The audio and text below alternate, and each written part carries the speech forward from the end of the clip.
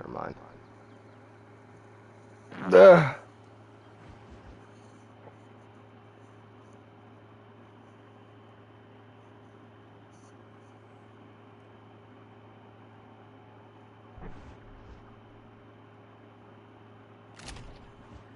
Weird.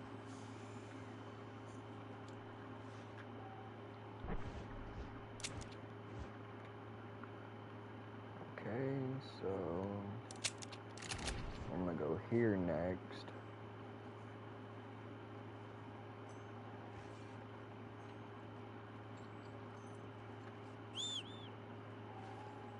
Where's my horse?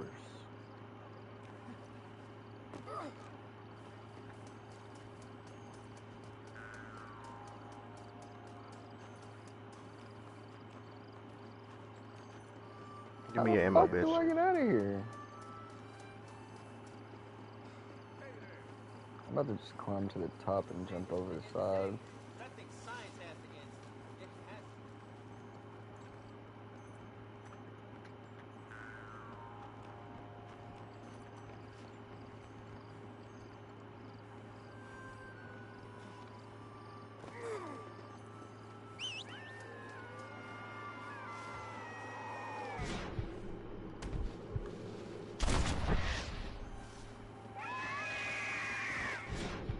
This air shaft one is really out of everybody.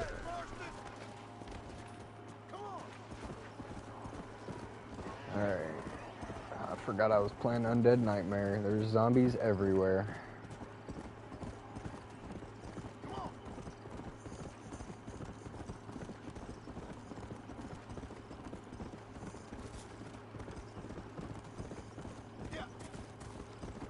I found 2 out of 4 of the horses of the apocalypse, but I don't know what the other 2 are going to be. I found war and pestilence. I know famine is 1.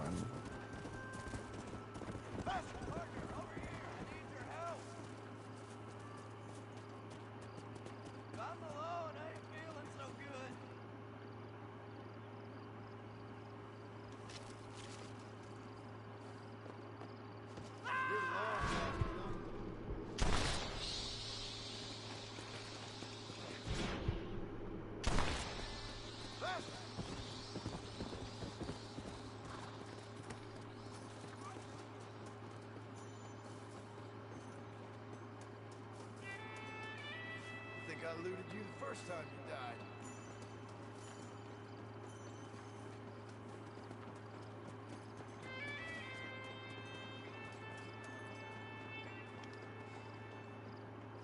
Damn. Bats are big as fuck. Oh, hello, shorty. Where'd you come from? Back away from me, please.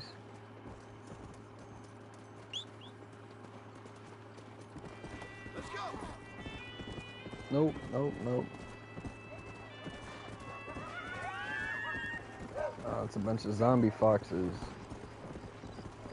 You must save this town. Okay, so let's save the town.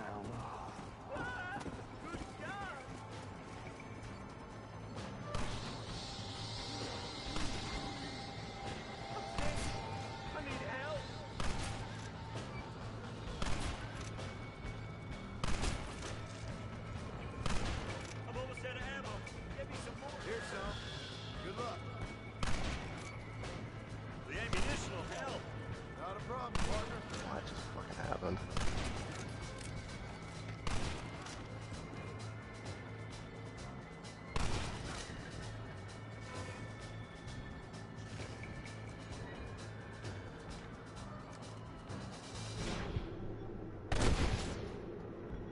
Just give it up.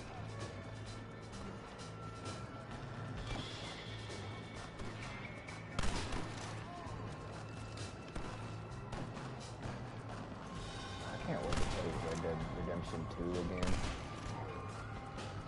That shit is gonna be so much fun. Oh, that's my horse.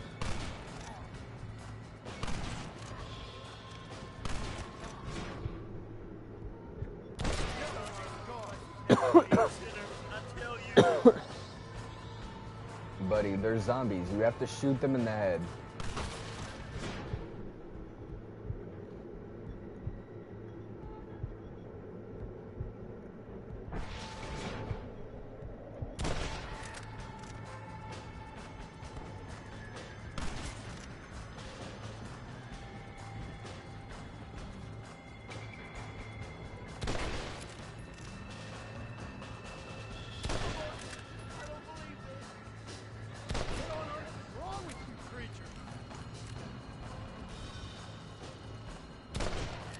Bro.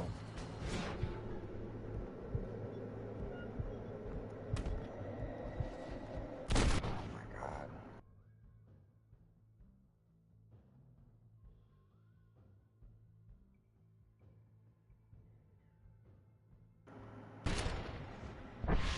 This stage drift is really making every gun I have unfucking playable. I love that thing. Next time. God must have a plan, and I'm gonna be safe because I'm a believer. Oh, dude, that was your fucking head. Good line.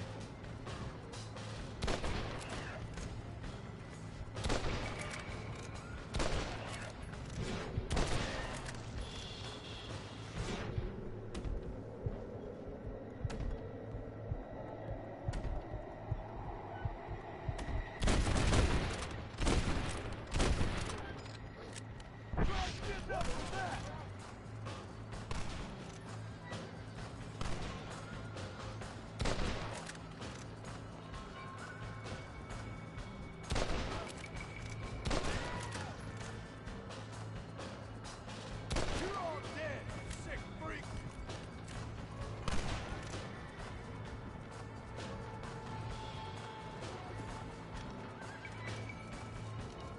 I've been an honest man, but it don't make no difference to talk.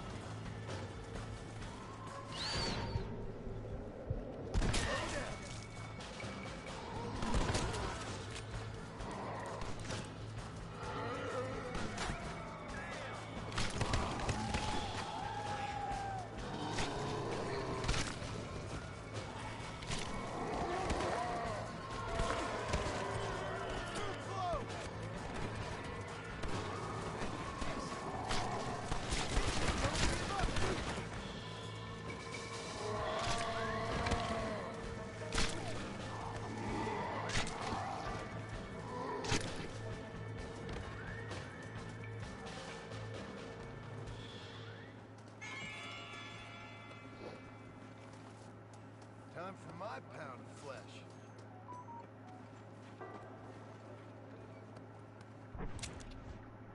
Alright. Filth and other entertainment.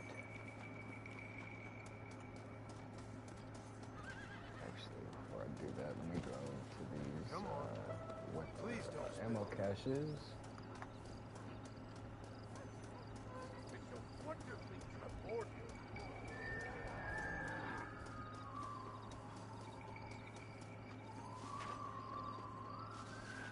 There's one right here. That'll work. Sniper rifle ammo. Bro, why do they keep giving me sniper rifle ammo?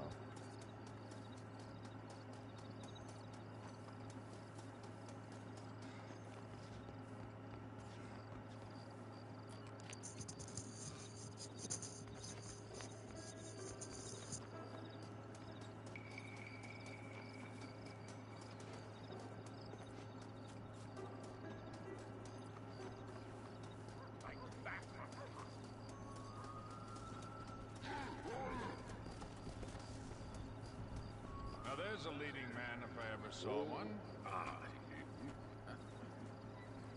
No, save me, save me. Camera, come closer. You okay, mister? Mr. Marston. Well, I might have guessed you wouldn't have got the lurgy yet. Not yet. I'm trying to help my family. Yes, quite the hobby of yours, that. Sure. Listen, any idea what the hell's going on here? No, but it's brilliant. Man turned against man. Kind-hearted neighbors turned into savage, flesh-eating monsters. This motherfucker out here trying to make a damn movie. Who would enjoy that? What kind of sick person would like that? Kind sir, the lowest common denominator. My people. You're gone, Fred. On the contrary, sir, you misunderstand me. Come now, you're a smart fellow. Allow me to illuminate. Listen, Mr. Marston. What I need is one of those nasty buggers that spits poisonous snot on you. If in your travels you can find a spare one, we can make moving picture history. You're worse than they are. Each to their own, Mr. Marston. But if you find the time...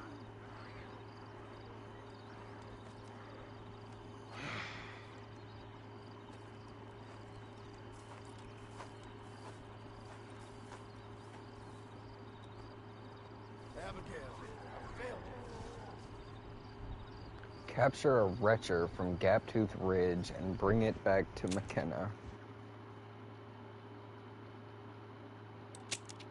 Well, I gotta go back up here anyway, so...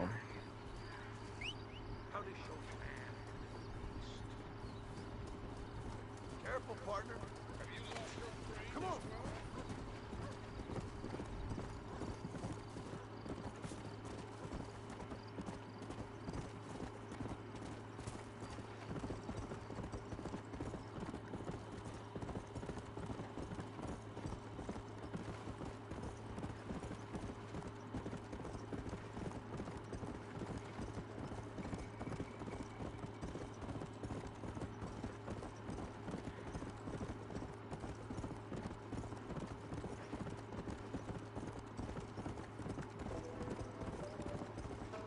Come on, come on.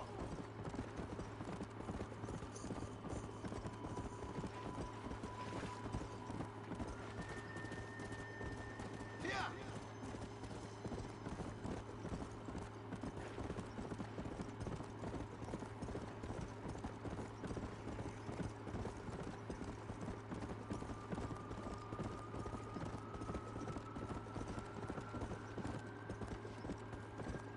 Come on.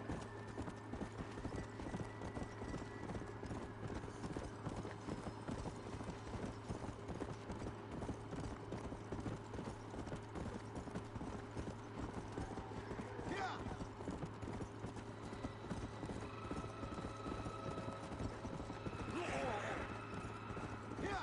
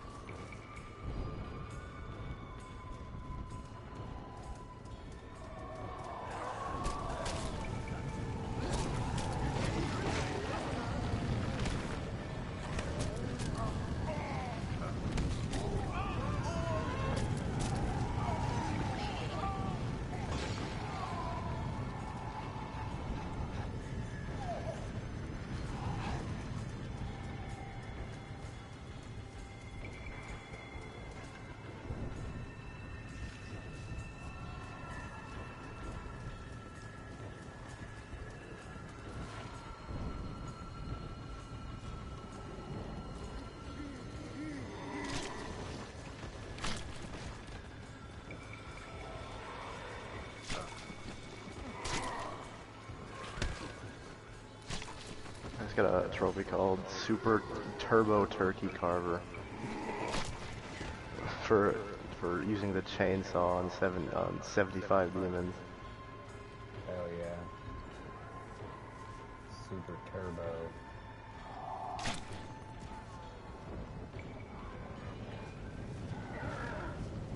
Too slow, fat freak.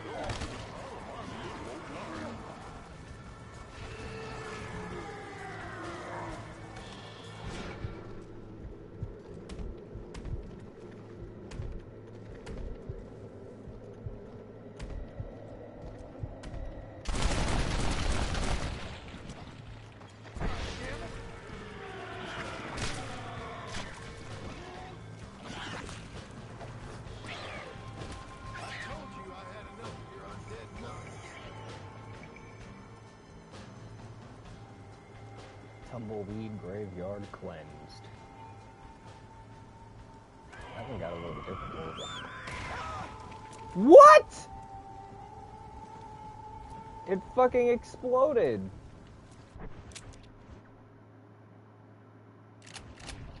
It fucking exploded. Why the fuck did it explode? Oh, dude, that's so fucking annoying. That's all you've got for me?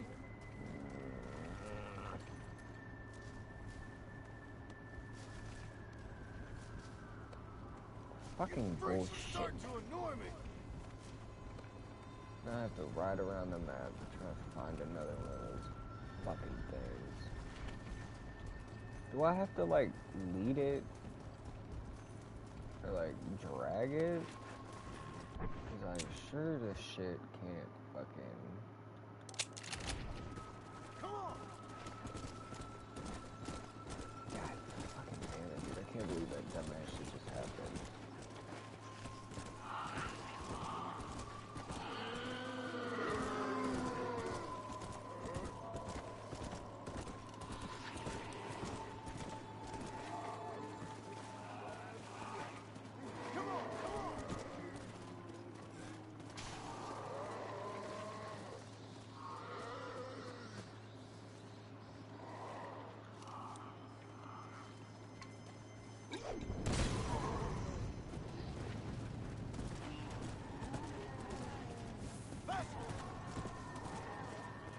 Ride around, hoping I find another glowy one.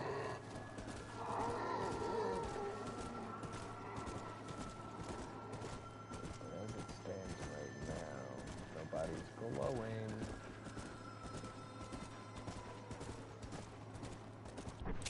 Alright, let me try and get deeper into that bridge.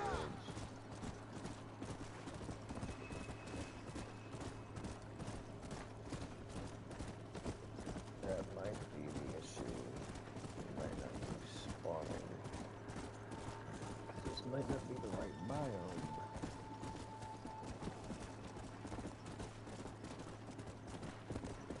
Dude, I came across some sick shit the other day on YouTube. There's this game.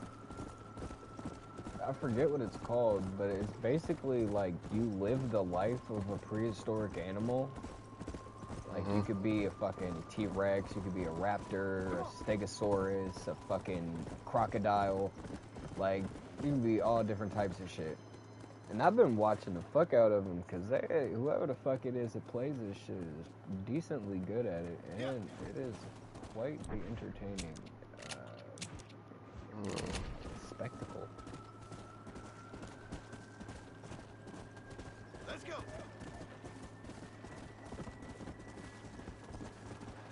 Fuck it, let's go up here to Rat Scatter, see if we can find any of these fuckers up here.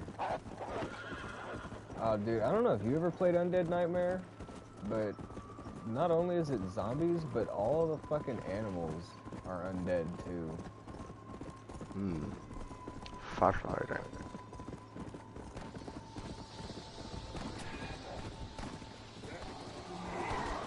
Let's go!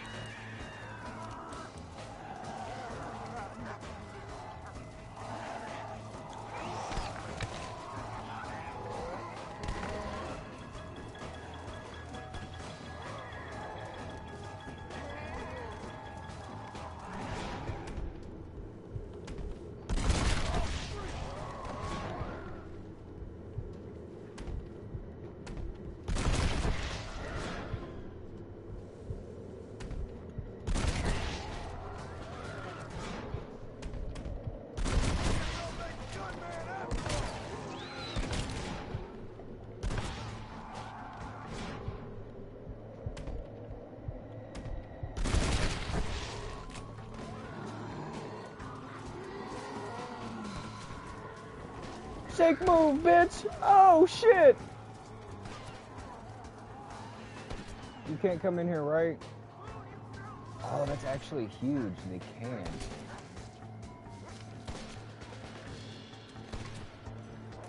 They can't come inside.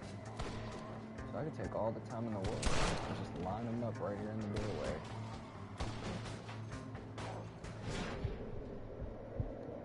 Check me out. 1, 2, 3, 4. Ah, I missed his head.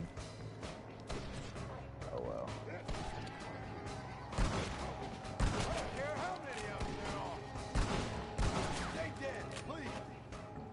Stay dead, please.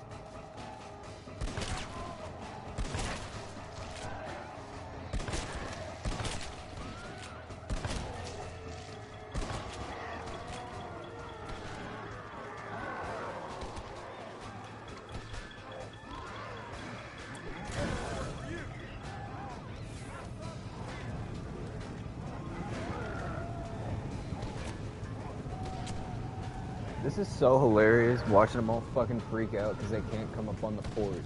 Their AI doesn't know how to respond. I'm just standing here, and they're like fucking tweaking.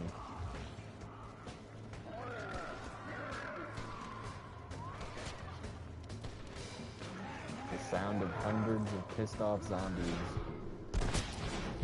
Probably not hundreds. This game probably couldn't render hundreds of heads back in the day in a single area. You survived that, shorty? I gotta give it to you. You got a resilient headpiece.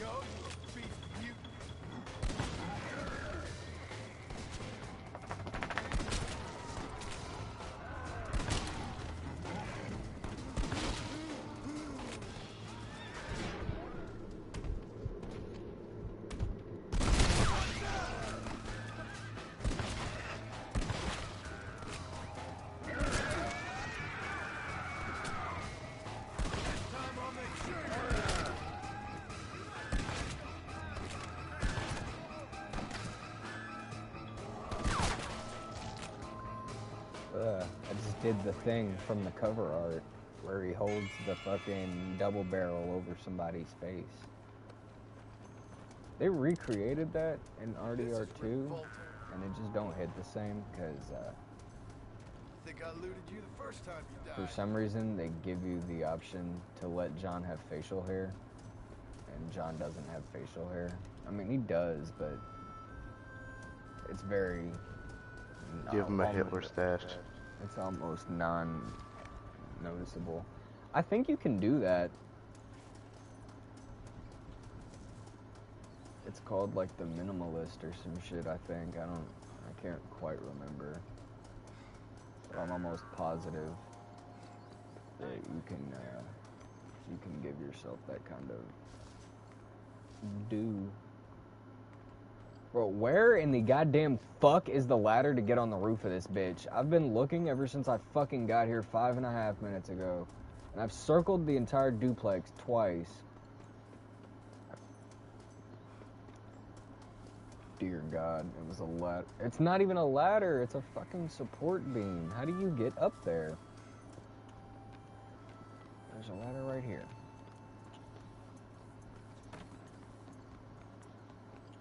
Oh wow, and wouldn't you know, there's a whole ass fucking Gatling gun on the roof that nobody wanted to tell me about. It was dark. I couldn't see it. That's just what I need. I should have opened my eyeballs.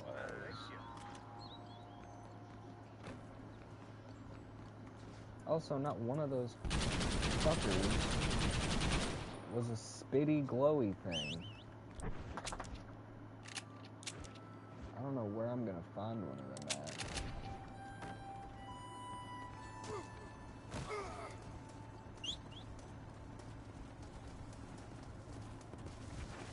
Where did my horse run off to?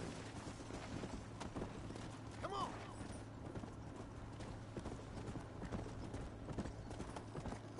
Actually, I don't know why I'm doing this when I have a war horse. I keep letting it go because I find another horse of the apocalypse, but they keep fucking dying. Come on.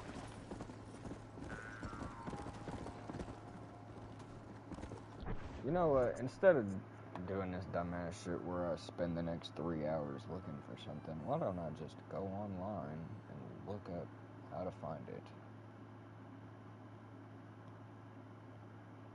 Will save me and everybody else a whole lot of fucking time.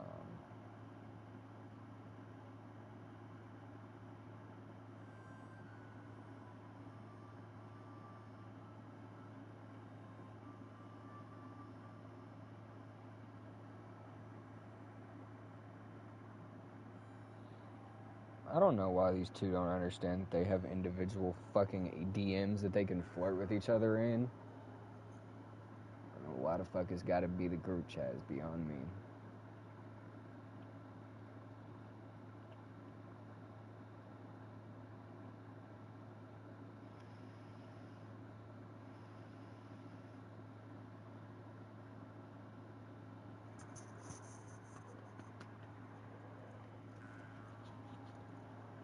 Red Dead Redemption, Undead Nightmare. You can find a retro, also known as the Spitting Zombie, on the cliffs north of Tumbleweed in New Austin.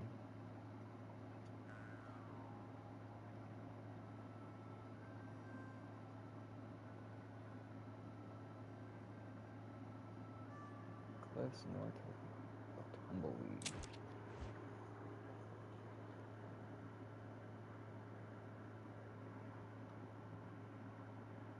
So like this up here? Yeah.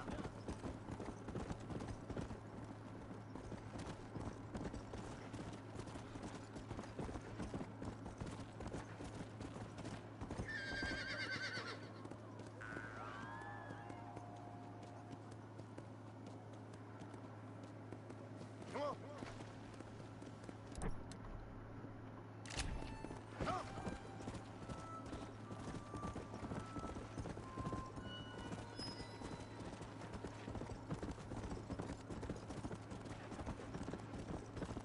I'm feeling like it's time to smoke some pot.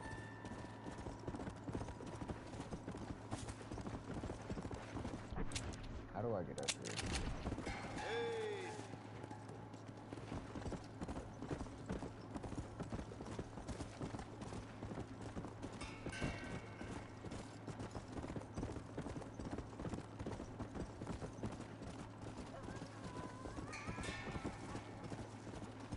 I got some nasty wind chimes playing in my ears right now.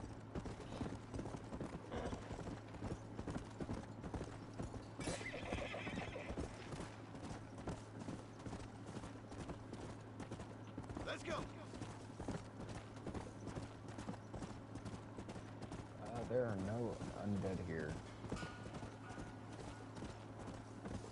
I was told on the cliffs north of Tumbleweed there would be rushers and spitters. But there's not a fucking soul in these fields, mate.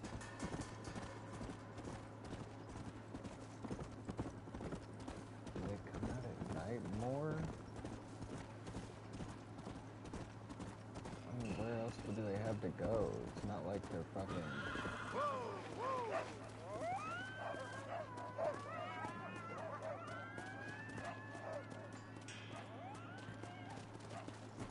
Like, they don't have like a fucking homeless shelter to go to. Where the fuck are they? Where the fuck is everybody?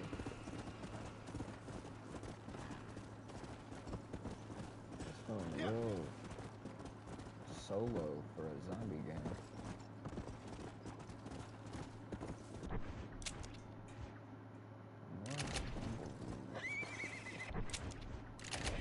Do they need... Let's go.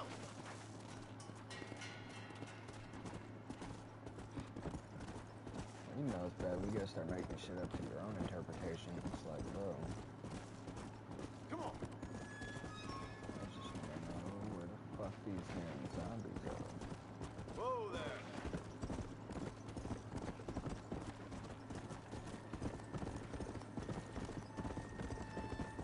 Come on. Easy. Ah, I'm back here again. Okay. Fuck it. We'll find it later.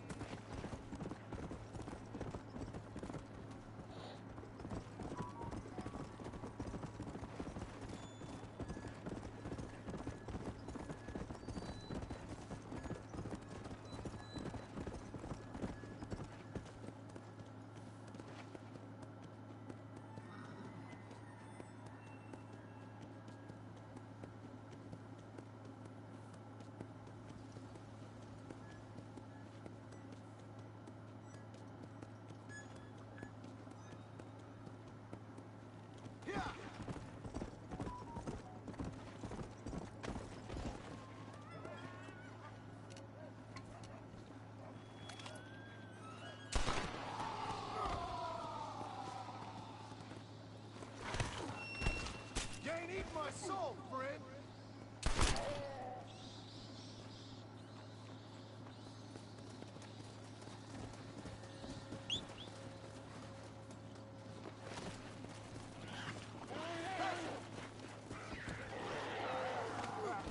Fuck.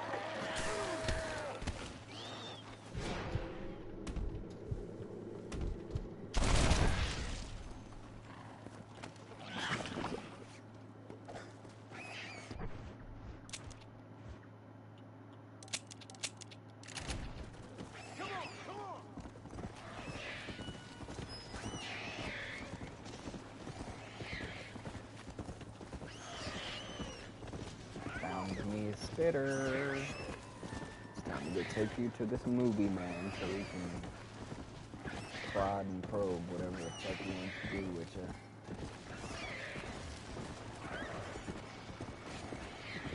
That'll be none of my business.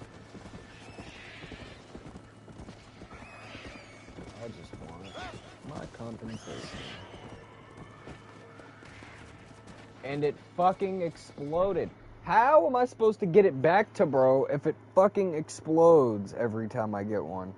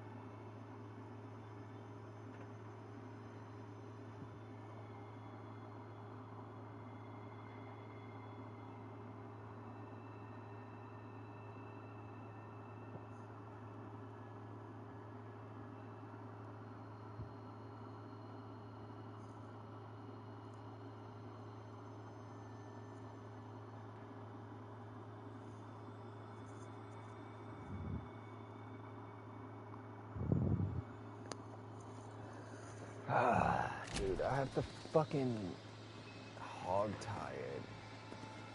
I mean, like, I tried doing that once already.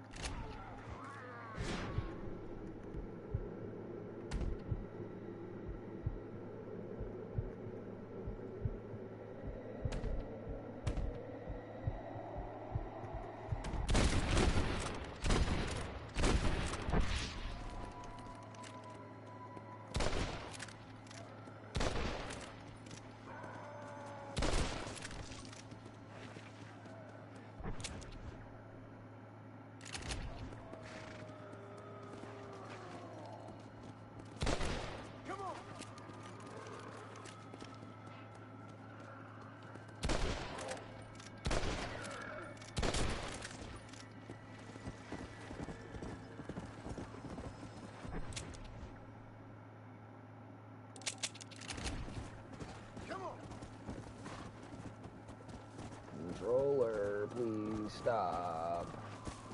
I'm not having fun when I have to pause every 10 seconds to fucking beat it up.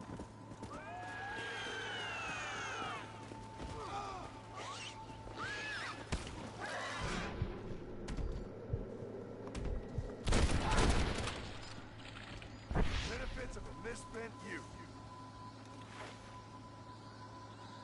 Oh, that was a zombie cougar. Wow. I thought it was just a fucking, like a zombie wolf.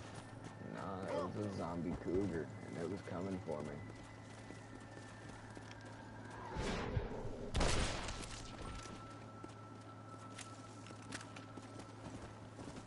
Squish.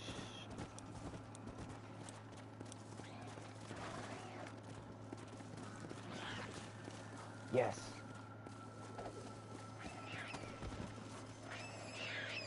You All smell time. like death.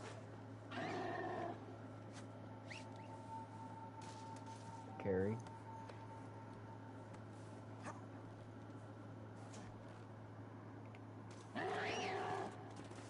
We're going on a little ride. Yeah, oh my god, I'm gonna do it. I have the fucking zombie. I have the spitter zombie on the back of my horse. Let's go. Let's go. Let's go. Come on. Alright, let's get the fuck out of here. Let's get this mission fucking done. Come on.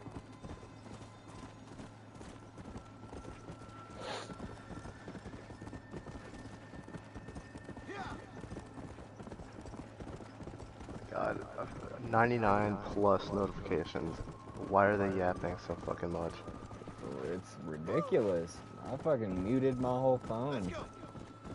Tired of having to go in there and mute the chat every fucking day. I'm about to just keep it muted for real. I'm gonna turn off I'm gonna turn off notifications completely for that fucking app.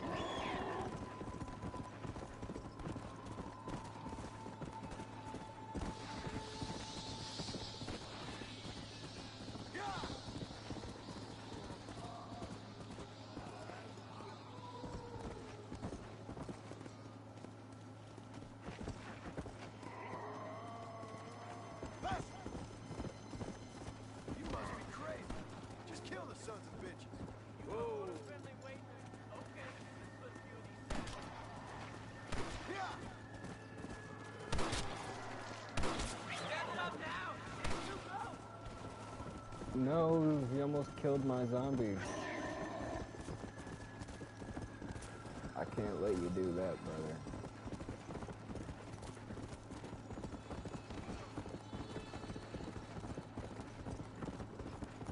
So now I know that even NPCs are hostile. 'Cause they'll fucking shoot the back of my horse to try and kill my fucking zombie. You've earned the complete trust and loyalty of your mount, and it now has the maximum stamina possible. That's great.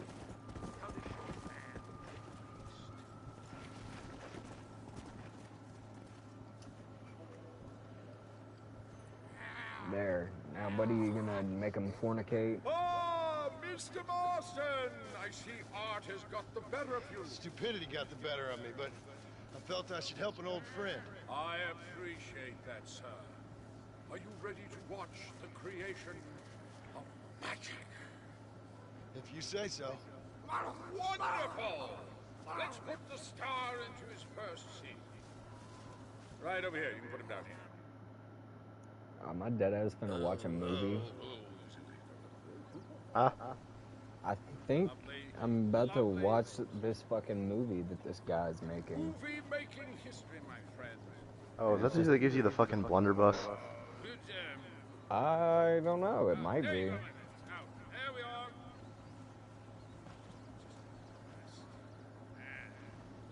Ready, Oh, he's about to die. You're going to be stars. Do something interesting now. Ah! He just untied both of them. Zombies, go! Oh, your hands are human flesh. That's right, that's right. They killed him. I mean, where I saw that coming.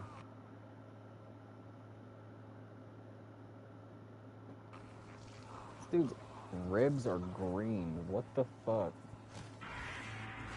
Filth and other entertainment completed. Well, now I gotta kill them all.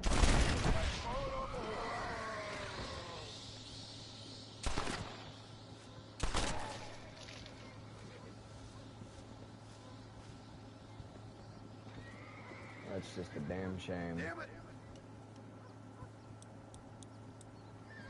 No, I still only got the repeater carbine, Winchester repeater, and the bolt action rifle.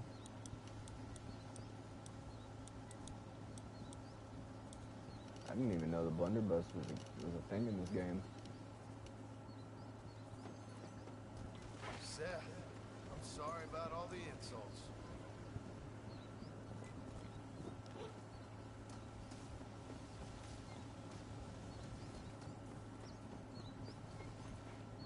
Oh, damn, I can't open that up.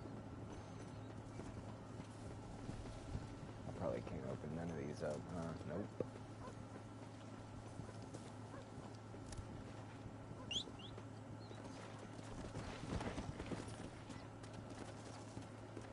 Alright. Well. Let's go do this last one, and then we'll head back to Seth. And then that will be officially all of the survivor camps safe. At least in America. I don't know if there are any ones in Mexico, but I can imagine there probably are.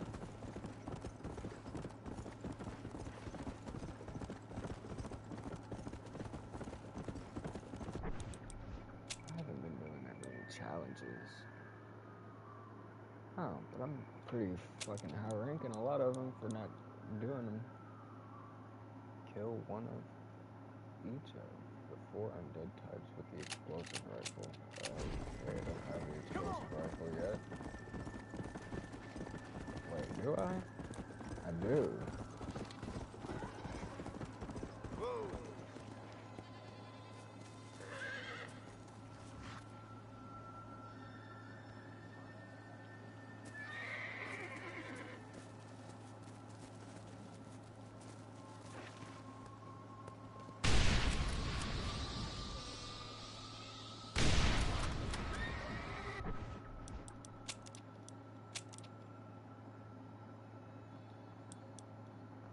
Okay, so now I need to kill a splinter.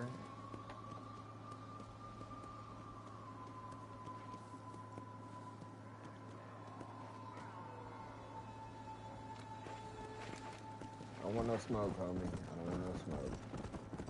Come on, come on!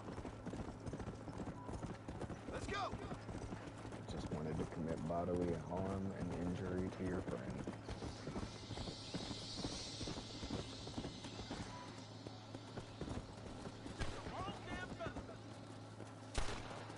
Whoa there!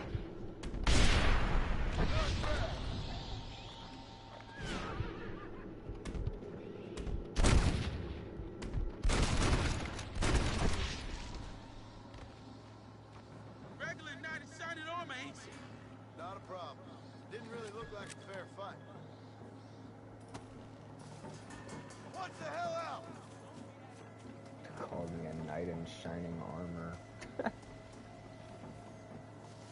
I guess this will come in useful. Yeah!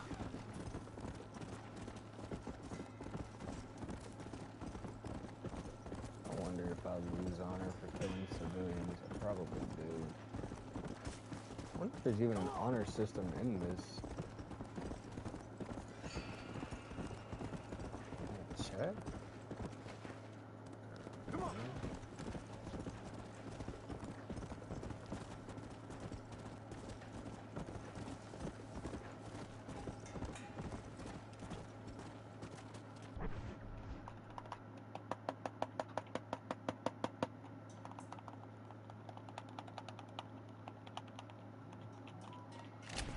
Alright, that's it. Nobody's getting turned off. Holy fucking shit.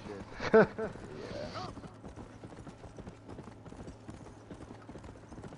on! Go ahead and deal with mine too, since you done Loud said something notifications about it. off. Holy fuck. Maybe I'm just antisocial, but holy fucking Who the shit, that fuck is is irritating. Carlos? I don't know who the fuck Carlos is. When the fuck did he... What?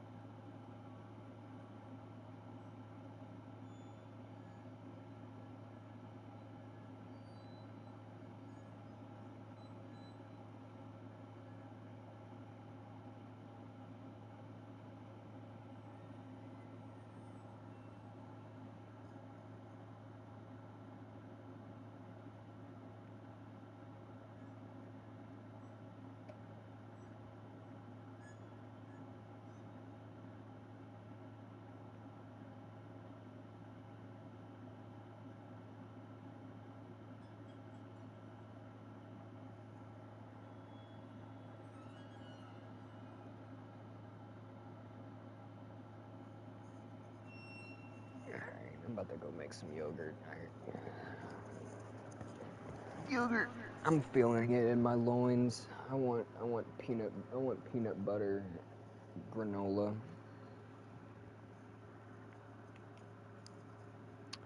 Speaking of yogurt, do we know who won that fucking Danimals sweepstakes back in the day?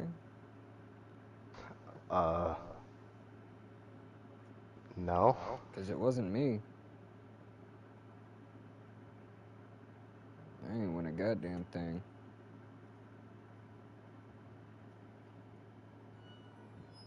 I'm starting to think that bitch was a scam, because that shit was just on TV all the fucking time, and then it just stopped showing up one day. I'm really not sure anybody won. Them boys was like, we're not going on a cruise with some fucking random fans. You got us fucked up, and then they never did it.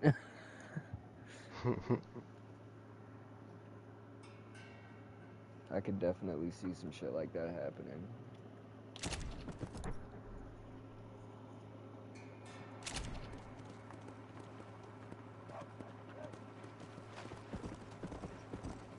Let's go.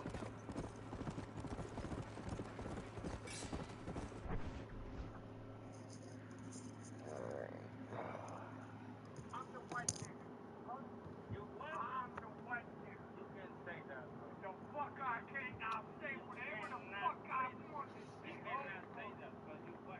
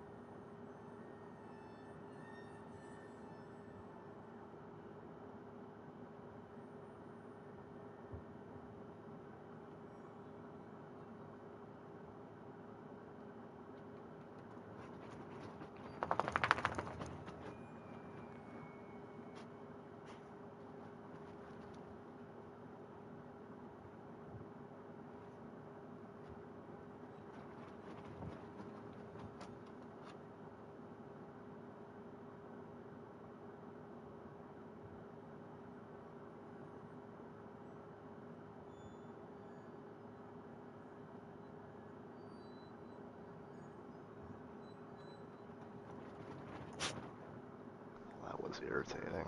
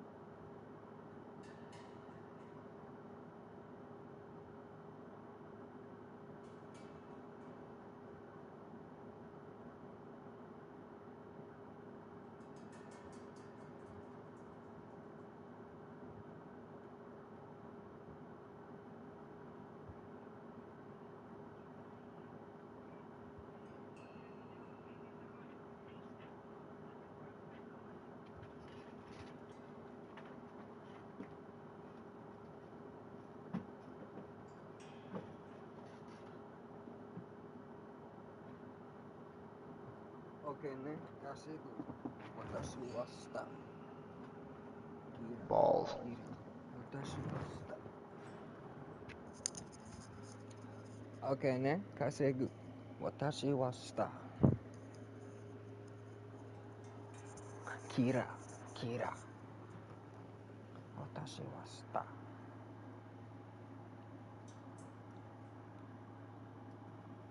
Trying JR Neighbors in Elizabethtown, Kentucky. JR who? Trying JR Neighbors in Elizabethtown, Kentucky, and I heard they got some great burgers. Heck, this is the triple smash burger for $15, and these patties are pretty thick to be considered smashed, but Why is my shit so low?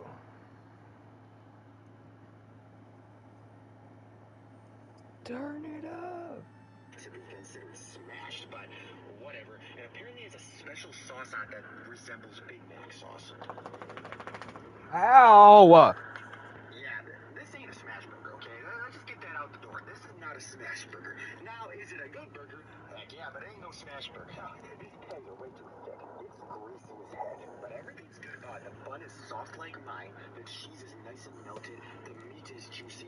It's huge. And yes, that does taste just like Big Mac sauce. It's a solid 7.8. For our side, we got the mac and 4 cheeses. Bro, I miss living in E-Town The sometimes. cheese is nice and thick, and I love that cheese, but the noodles are just a little too thick.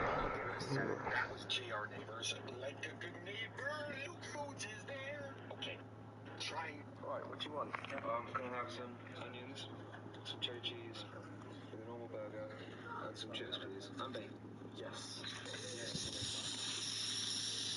God, I'm about to bar her from breaking up weed. I swear to God. She puts the most absurd shit in the stem pile. Like, there's still so much fucking weed on these stems. And she just be lazy.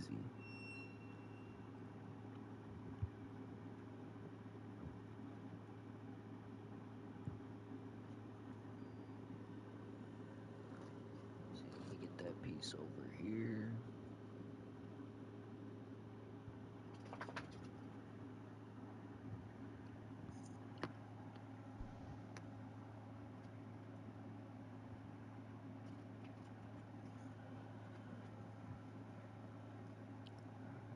God, I'm such a whore for granola.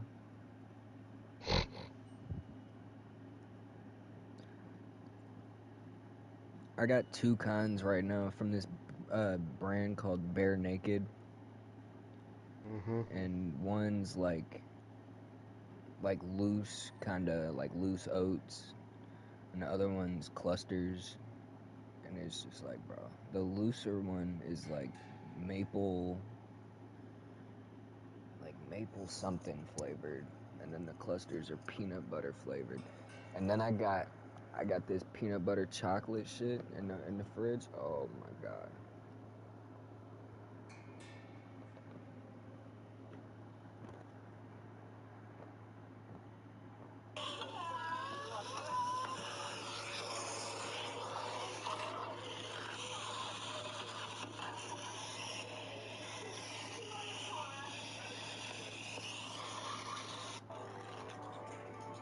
Got something right here. Hold on, that burger Alright, look what you good want? as fuck. Gonna have some onions, some cheddar cheese, and a normal burger, and some chips, please. I'm baked. Yes.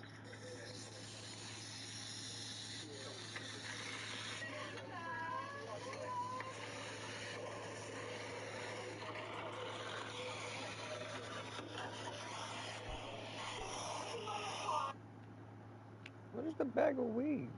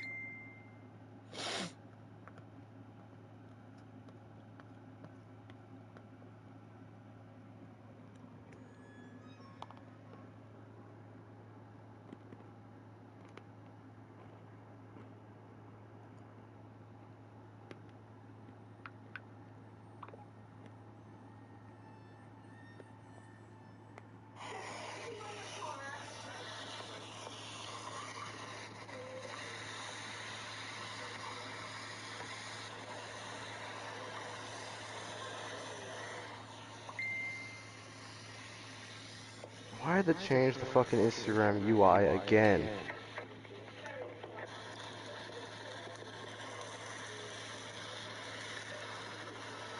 Thank God they didn't change mine. Get that sucker right here. Bring it right home to Papa.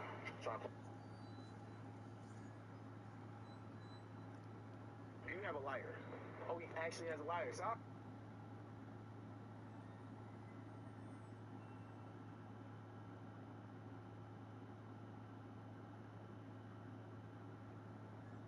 Oh my God.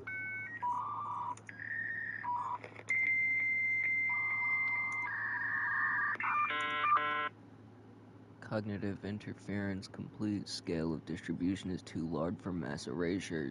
Network must therefore comply with official information classification protocol. Do not answer his questions under any circumstances. Forget everything you've seen. Do not come looking for us. We will make ourselves known again when the time is right. A. Fuck is that sound?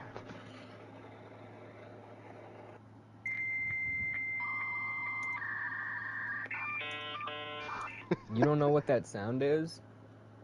Okay, what's the context of the sound? I know what it is, but like... Oh, okay. It's the beginning of a video.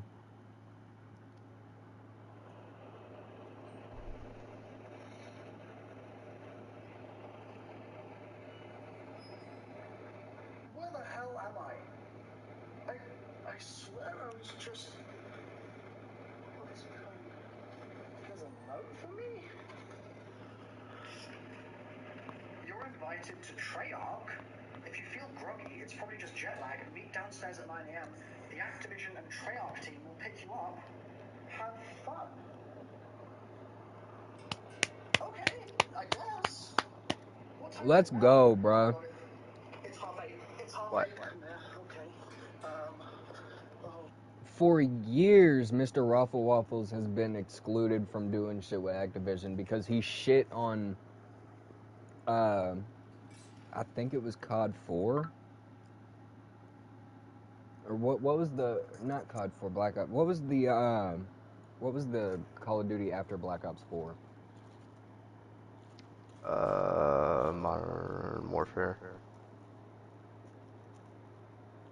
Like the reboot? Yeah. I mean, it would make sense for him to shit on that. But I forget which game it was, but he says some super unsavory shit about the game, and Treyarch wasn't fucking with him forever, and they finally let him back. They finally invited him back to fucking COD Next, I think.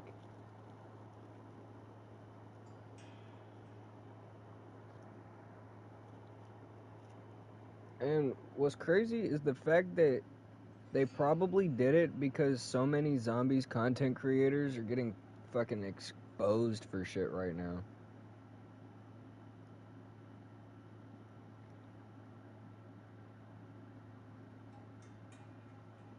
Oh God. I've got socks on while I was sleeping? That's weird. Shower. Quickly. That will do. I should text the others. John. Ben. Noah. Okay. We're downstairs? What? I'm so confused. Why can't I remember? Are you guys socks before trousers kinds of people? Or trousers before socks? I'm socks first. Okay, I think I'm good to go. Room key. Gonna grab my bag. Let's do this. Going towards the sign that says exit. Aha. Okay. A way out. Yes. Lobby?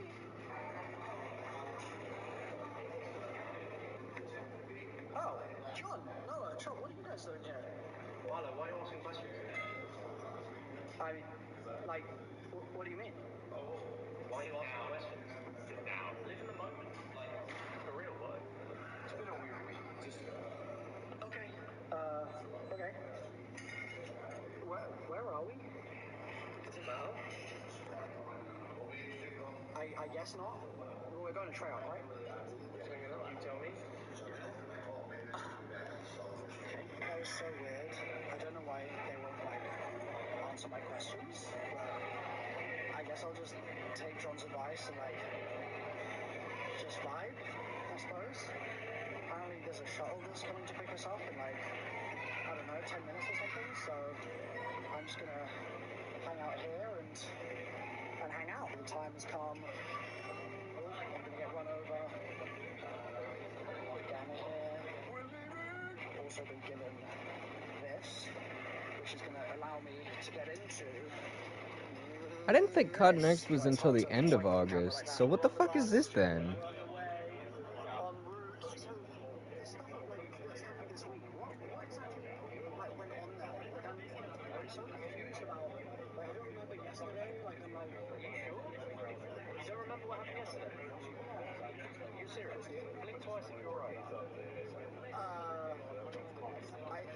I think I'm right. You know what day it is, right? No. No? Did we travel in yesterday? No. The day before? Yeah. But I don't remember coming here. You don't remember coming? I don't know. When did I do it? You might want to stop recording. Are you serious? I woke up this morning in, I guess, the hotel. Yeah. But I don't know what. Oh, we're here. Honestly, like, after this, like, are you sure you're okay? I mean, I don't know. I'm kind of worried. So all that happened is I flew in 2 days ago, and we've been here. Yeah, like full this moment. Like, okay. Right now. Okay, I just need to like. We're outside Treyarch right now. Okay. Okay, let's just do that. Yeah. Like, yeah. Okay. That was weird, man. Here we are. Treyarch.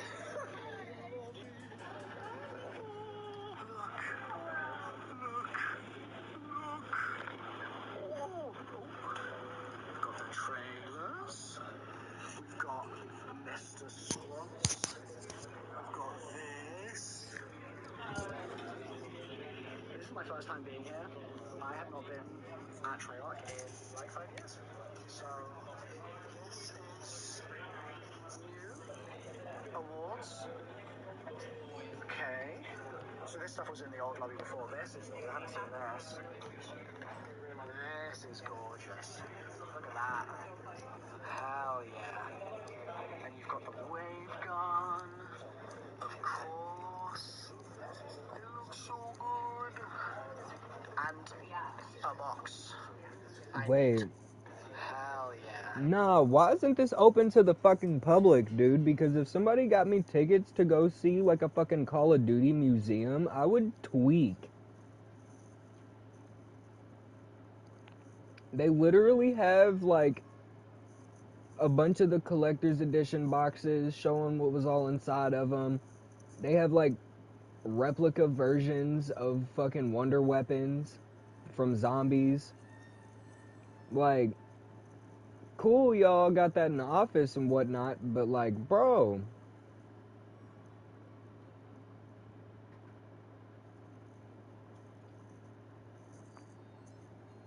And you've got the wave gun. Of course.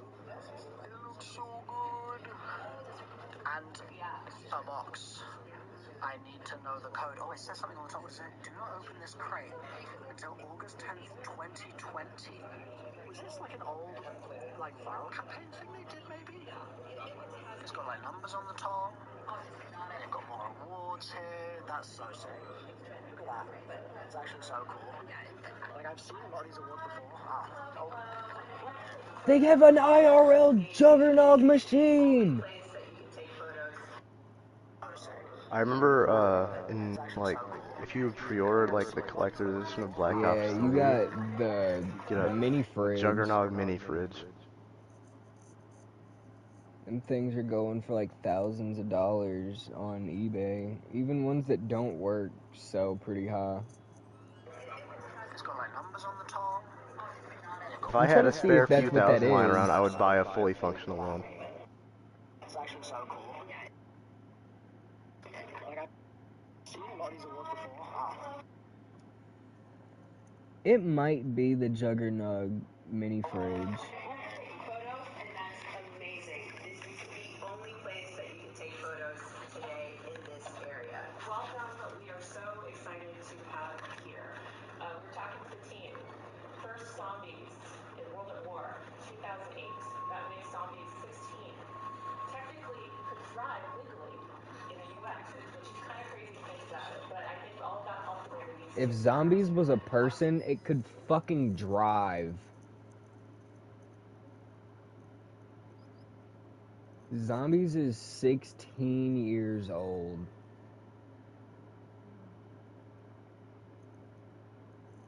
We've definitely had some highs and some fucking lows. Holy shit. Technically, we're so excited to have here. We're talking to the team. First zombies in World at War, 2008. That makes zombies 16.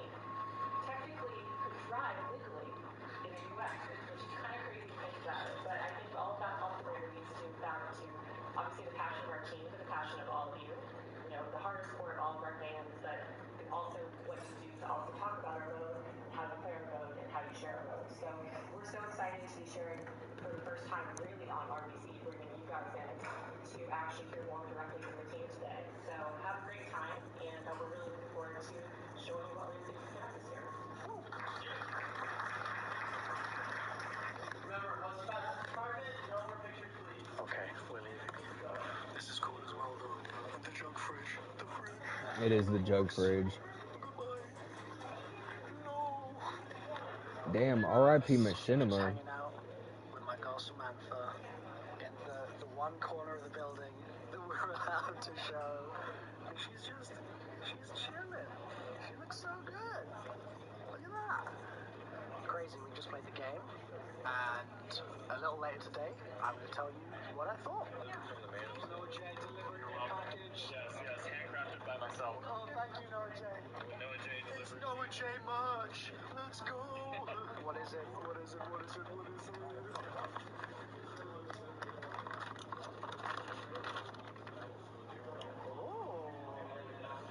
Oh. Zombies World Tour. Okay, what's going on? What's going on? Oh, bro, this is actually sick. Look at the back. Oh, that is so cool. There it is. We got the merch. This is right. There it is. We got the merch. This is right. They also have the Juggernaut fridge in here, and you can open it. Look. They have a life-size jug fridge. You're a dumbass, you know that? You're stupid. And just like that, we're leaving.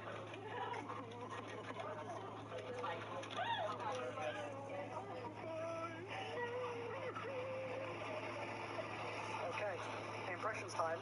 Very simple. He just doxed Activision Studios. So we just got back to the hotel, and we've been given these USB sticks. Mine is in my pocket here somewhere. This little USB with footage on it that we're going to be able to make videos from. The problem is that I don't have a laptop with me, so I have nothing to plug the USB into. John has his laptop with him. He's only got USB-C ports. So thankfully, I have my adapter. So I've just gone to my room to get the adapter. We're going to go into the lobby and see what the footage is, because we didn't get to capture. So we'll see what we've actually been given to work with. One adapter, sir. The holy adapter. The magic moment. Please actually have footage on it. Imagine if we just forgot to load it on. Oh, there it is. Black Ops 6 Zombies Terminus footage.mp4. I mean, it has to be. Yes. Hell yeah. 17 minutes. Oh, okay. Alright, let's whack the brightness up. Damn, that looks so nice. Pictures you shot all the way through. Yeah, just 17 God, minutes. can you imagine? Oh. Okay, no hard, no health bars. Yeah, I wonder if it's because the UI's not finished or something, so they like don't want to show it off too early, maybe. It looked it, yeah. They popped it right from wow. This thing was so much fun. Oh, it's like the Die. A few moments later. Someone give me their hand for Oddish. We got a Starling. Oh, wait, the reflection. Okay. Breloom. Okay. Okay. Ooh, reverse monarch. Lapras. Okay. Love We a got a Lapras. couple left. Pikachu. Oh, Swablu, it's got to be the next one. Tangela.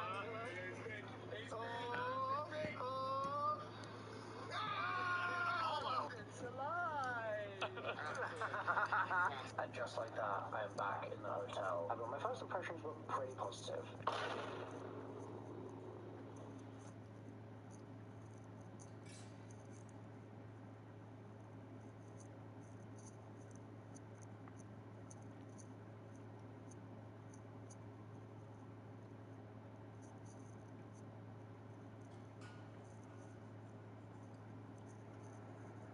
Man, W Milo.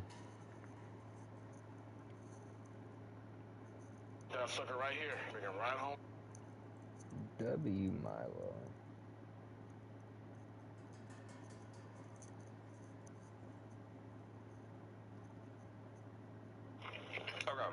Okay.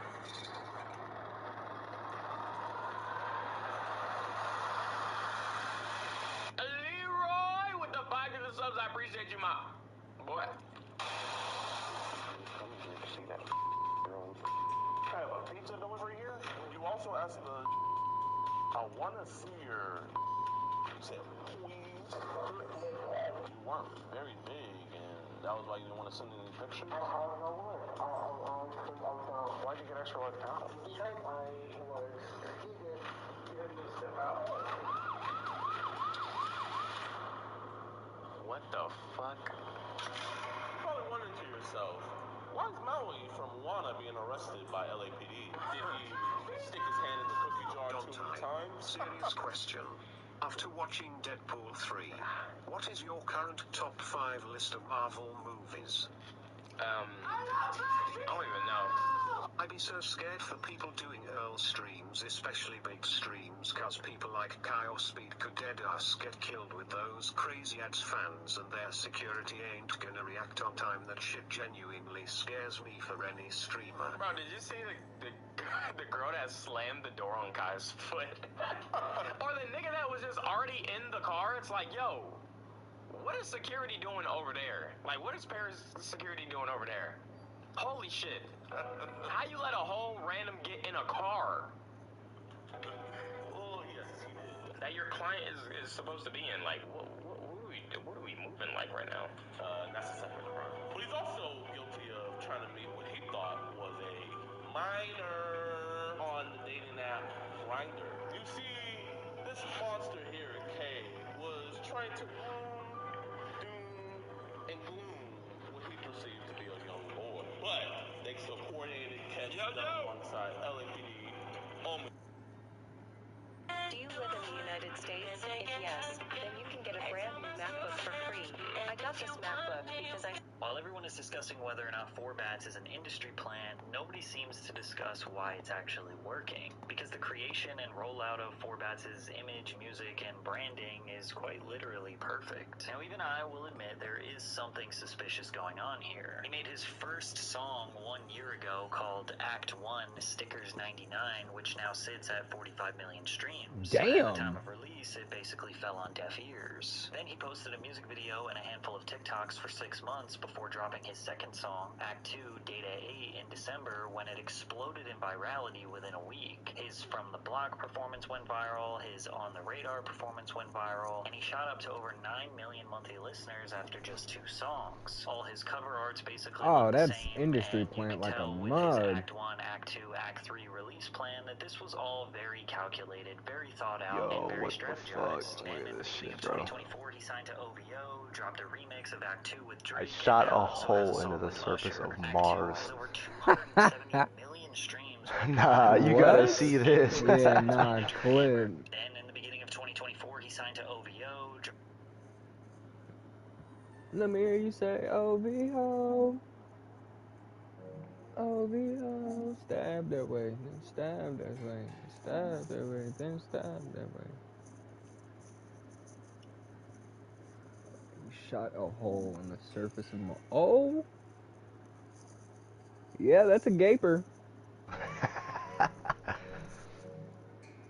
remix of Act 2 with Drake, and now also has a song with Usher. Act 2 has over 270 million streams when combined with the remix, and when you consider his manager Amber Ajee is the lead creative manager at RCA Records, a woman who has worked on creative campaigns for Doja Cat, Justin Timberlake, and Post Malone, it seems pretty clear that 4Bats has had a multi-million-dollar machine behind him since the very beginning. And when most people hear this objective information, they just say he's an industry plant. They clearly wiped his back catalog. He was discovered by the majors, and they took him in and they rebranded him and they re-strategized his career going forward, and that he wouldn't be successful if it wasn't for the label. Now, even I will admit, like, look, having that multi-million-dollar machine is very important, but you also have to remember that record labels are constantly trying to do this with hundreds, thousands of artists, and they don't always hit as big as 4Bats. They actually almost never do. There are very specific things that make 4Bats genuinely different, which made him immensely successful, and it isn't just because he has a lot of money behind his brand. But in order to understand that, we must analyze 2 very important steps of the current music climate. An artist today must get your attention first, and then impress you with their music second.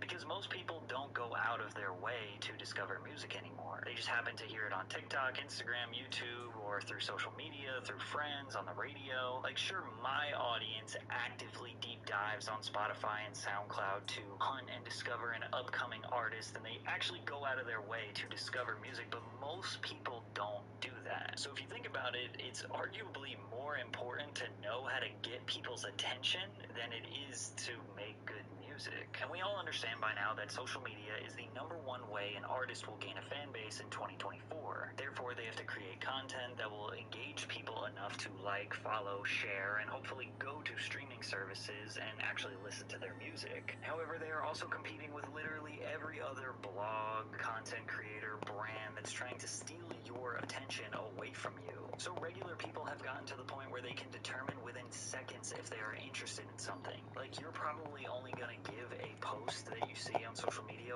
1 to 5 seconds before you just scroll right past it. So an artist needs to create a visual that's impactful and interesting and compelling enough to make you stop scrolling and become invested in whatever they're sharing. But the job is not done there. Because what if they make bad music? Like, sure, they may have gotten your attention, but then as soon as you heard the song, you just scrolled past it because it wasn't good. I've spent over 6 years now studying and learning how to get people's attention as a full-time content creator, and I'd like to say I'm pretty good at it. And now I'm using that expertise to give artists advice and strategies on how to get more attention on their content through my music marketing newsletter called Tuned In. After you purchase a membership at tunedin.marketing or purchase using the link in the description, you will receive an easy-to-read email every Wednesday containing relevant music marketing advice, content strategies, or general music marketing secrets that experts are using to gain more views on their content, which leads to more streams on Spotify. Let my team save you time by doing the research and teaching you how to market so you can just focus on what you love doing the most, making music. And you get a 20% discount if you sign up yearly instead of monthly. Four Bats figured out the recipe of getting your attention, and that comes down to his image. He decided to throw on the balaclava, which is a staple of every UK drill rapper. Just being able to see their eyes and mouth has this menacing, mysterious vibe. Additionally, he had a crew of people around him all dressed like they are about to do a drill. He's carrying cash and doing the money spread, which is just another trap staple. But literally none of these visuals or imagery would be considered unique if it wasn't for the song, because his song entirely contradicts everything you see visually.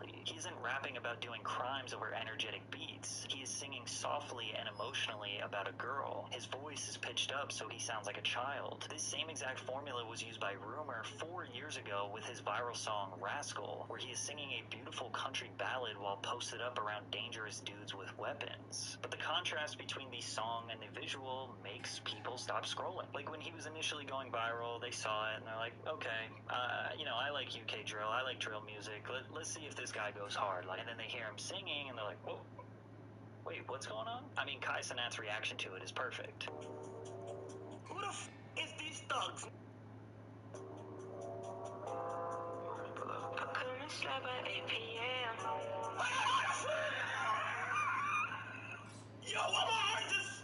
Yo, what the Now, it's pretty clear that this was a paid reaction because there's just no chance that Kai would see something that he's never seen before and say, what are these thugs up to? Only to be like, whoa, well, I'm so surprised. Like, why would he say, what are these thugs up to? You know, like, because he already watched it. He already knew what he was going to say because he was likely paid to do the reaction. And even if he wasn't, he probably saw that it was going viral and knew that he could get a viral reaction out of it. If he didn't know, people fake their reactions. I mean, it just happened. They pre-look at it. They already kind of know a narrative, right? I'm not calling out every reactor. We know No Life Shack is legit. We know Dante is legit. But there are some where it's like, okay, they're like, what am I going to do? Because I'm being paid to react to this, so how am I going to make it different and interesting so that the person who paid me can get their money's worth, right? Yeah, it's business, people. Plus, in some of Forbats' early TikToks, you can see him posting the caption, like, when the voice doesn't match the rapper, which is kind of just like a common content strategy idea that has permeated throughout TikTok and YouTube for many years now. But it's a good narrative, and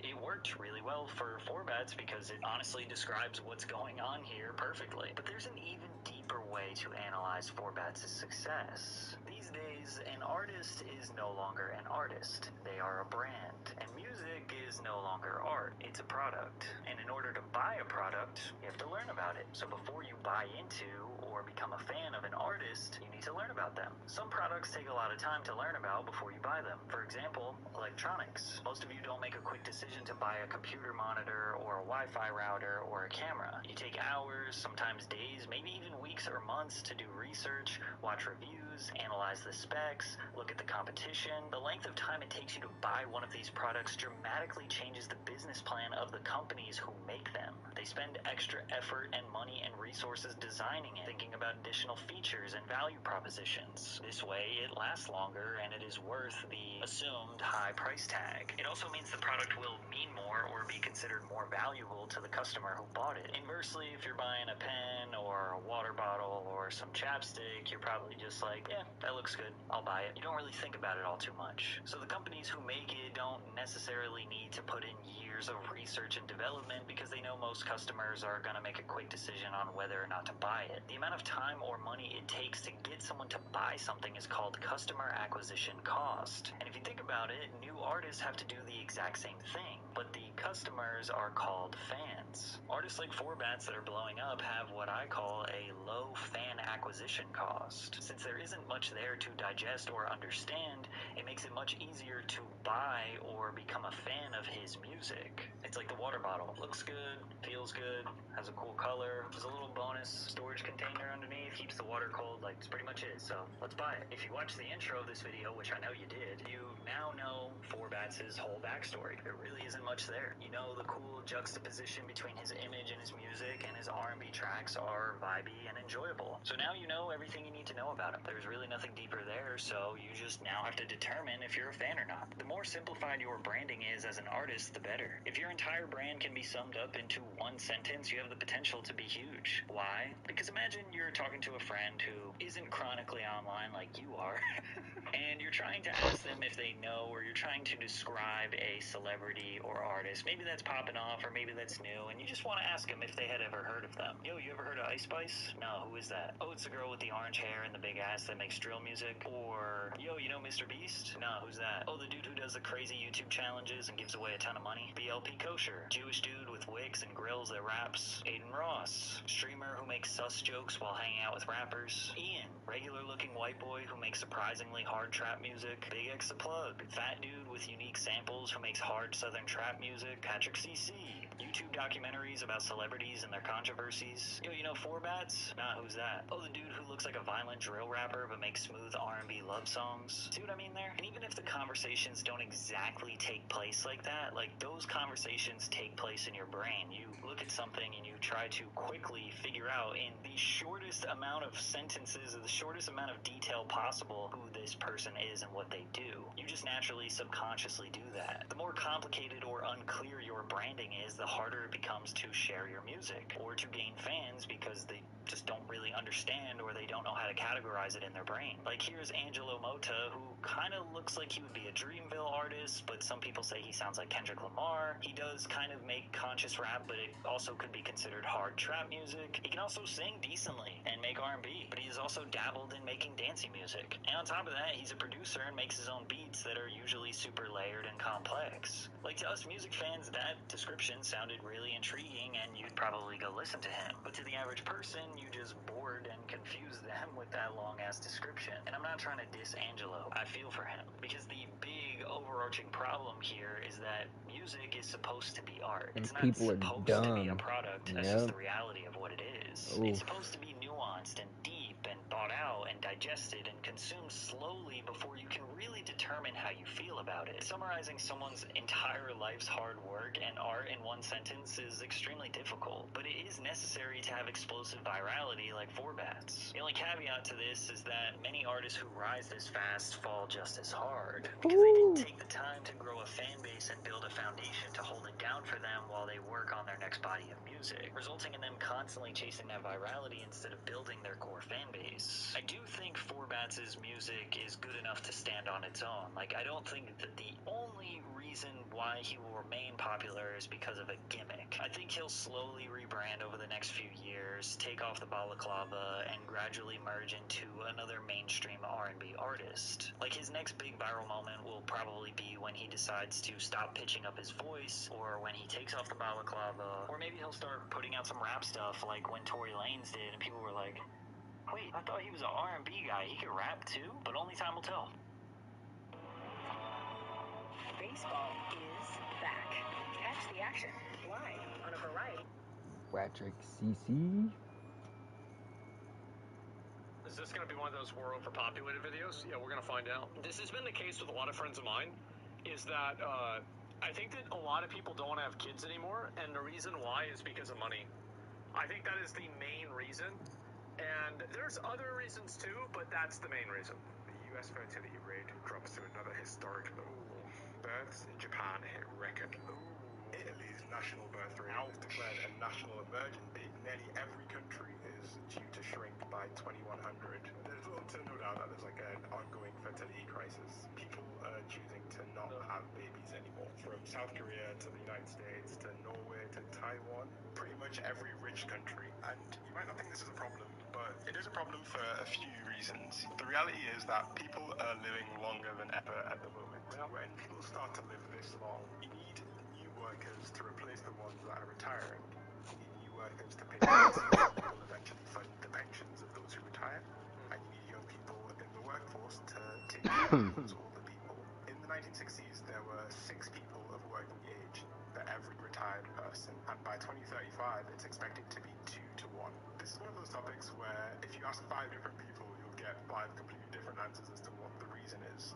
I think that all the reasons, it's like you can look at different branches, but it all comes from the same tree, which is financial uncertainty. I think that's the main reason. Like, there's other social reasons too, but I think that that's the main thing. People tend to have quite strong opinions. Some people might say it's a cost of living issue. Some people might say that it's to do with declining rates of religion. That's probably true. Some people might blame women's liberation movements, for example. Yeah, what people say, they're typically pretty certain that either their experience or their belief is the reason why, on a global scale, people aren't having children. I think we can do better than that, because when I see that there's a problem that is affecting Norway, the US, Taiwan, and France, I tell myself that there's got to be like a better answer that we can give, right? Because these countries are completely different. The childcare situation, for example, in Norway is vastly different to the childcare situation in the US, which is vastly different to the UK. So I feel like we can get a better answer than just this one-line solution of, oh, it's the cost of living. I think we can do better. If you ask me, to be honest, like even just a couple of weeks ago, I would have put the blame squarely on the cost of housing. In fact, there's this one chart that lives like... Yeah, I mean, that's the way I think of it. I think it's because people don't have the money. At least that's the ones that I know here. That's the reason why. At rent-free. It's a chart that compares the growth of house prices to the growth of incomes in the UK.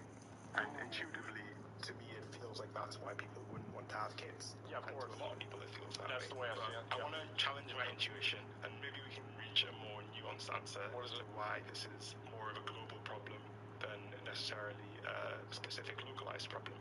For example, this is a piece of research from the US, which tried to establish what the effect of a $10,000 increase in housing would be on people's decision to have kids. Unsurprisingly, if house prices go up, it corresponds to a 2.4% drop in the decision to have kids if you are renting. However, if you own your home, you actually become more likely to have kids as house prices go up. The net effect of this is that when house prices go up in the US, how does that even make sense? Actually want to have kids, which is really counterintuitive. Yeah, does it even make sense? How? Because in the UK, the effect of increasing house prices is a net decrease. And this is just one piece of evidence that immediately helps us understand that we can't just think of this problem as a one-line solution. Yeah. Clearly, housing can't explain the full picture. I think the cost of having children is another huge factor that people typically fall back on when they explain the reasons why people aren't having kids. It's too expensive. However, it seems that even paying people to have kids isn't working very well.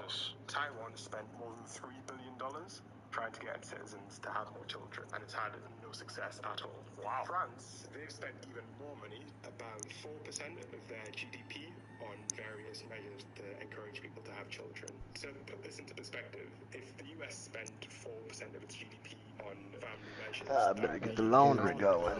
They want the, you know, the reason why they want everybody to have kids is so they can have more fucking little fucking slaves. Some Go put countries my at least laundry are in. actually spending a huge amount of money on things like tax breaks, things like direct cash transfers, and things like childcare benefits to encourage people to have kids. So clearly there's a bit more to this whole situation than meets the eye initially. And I think we can maybe look at some of the research and evidence, because there is a whole body of research and evidence. What the fuck? I've tried to find the best bits to share it with you, and I'm curious to hear what your opinions are on these different aspects. What I do find really interesting is like how the narrative has changed around this topic, because a couple of decades ago, overpopulation was all the rage. All of the discussion around the number of people on Earth revolved around the fact that there were too many people, and we have two people to blame for this. First of all, we have this dude here. His name is Thomas Malthus, and he is an 18th century economist, and he was the first major figure to really write about this idea of a population boom. He saw that the quality of life in 18th century England was dropping pretty quickly, and he said that there was just too many people, and that we'd get to a point where there wouldn't be enough food to sustain the growing population. And a couple of decades later, another professor wrote about the same topic. His name was Paul Ehrlich, and he wrote a book called The Population Bomb. And people really believed him. To kind of put into perspective how scared people were of overpopulation, I want to share a quote by the chairman of the Federal Reserve in the US, who said that overpopulation could be more explosive than the atomic or hydrogen bomb. Even on the other side of the world, in China, they used to have the one-kid policy. Promoted China's decision they had that for years. Implement their one-child policy. The whole package of laws and regulations designed to stop Chinese people from having more than one child. If we fast forward to today, those fears were like clearly unfounded. I think most of us understand that food insecurity is a distribution problem and not an agriculture problem. And instead, we've ended up in the situation where underpopulation is the problem. where there are not enough young people. And I want to take a little bit of time to talk about the US specifically, because I think they've got some really interesting factors that paint a different picture of the fertility crisis to the one that you might have in your head at the moment. This is a graph of the US fertility rates, and it's the kind of graph that makes you want to jump to a specific conclusion or a one-line answer as to what's going on here. But the real interesting part of this graph isn't what it looks like now, it's what it looks like when you kind of break it down by demographics. And thankfully, The Economist has done this for me. If we look at birth rate divided by age, we see some really interesting trends. Somewhat 40 is the surprisingly, new 20. the fertility rate amongst women over 30 has actually been steadily rising Yo, since the 1990s. However, you might see You're something else that's quite interesting. have Birth you rates ever amongst heard of a? 15 to 19-year-old Alright, women so in the US maybe I'm fell old, dramatically. The actual but figure what the is fuck is a 77%, geek bar? and a vape. You're, is it a good quality vape or is it like cheap garbage? I mean, they're disposable vapes. They're not the best, but I wouldn't say they're trash. Okay.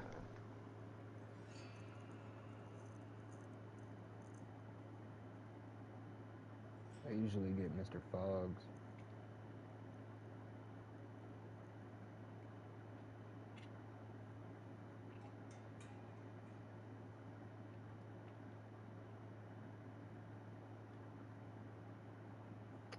Dude, I don't know how this motherfucker was getting them, but I knew this one kid in high school who would get like boxes of geek bars and sell them to the school. Boxes? Literally, boxes. But That's crazy. I think that was before the residential ban, because like a year or two ago, they put a ban on getting sent anything with nicotine to your door. You gotta have like a PO box or something. Damn. Still ain't banned cigarettes though. That's crazy. Nope.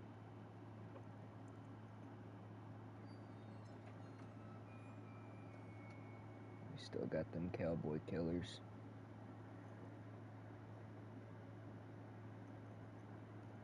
Cigarettes, alcohol, fucking dip, all that shit. As legal as it could be. And when they gonna I hurry just up and find that legalize insane. crack? Nah, for real. It is. It is very... Well, you know what the fucking thing about it is, cause shit like that'll make you sick. It'll fuck you up. So you gotta go to the doctor, and then they get paid, and the insurance people get paid, cause you had to go to the doctor. You don't gotta go to the doctor when you smoke weed and shit.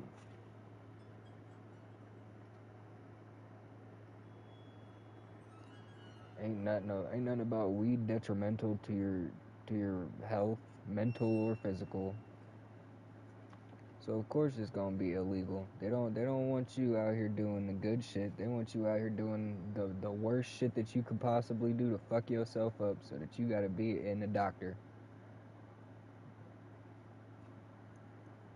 Cause when the doctor gets paid, the fucking insurance people get paid, and the fucking government get paid.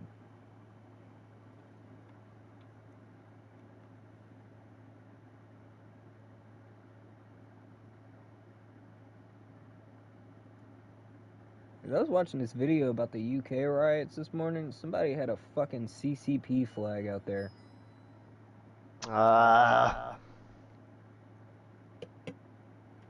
Yucky. It's like, how do you be surrounded by people like that? How? I don't care your religious views. I don't care your skin color. I don't care if you're gay, straight, bi, trans, whatever the fuck. How you can stand arm in arm with a fucking communist or communist supporter?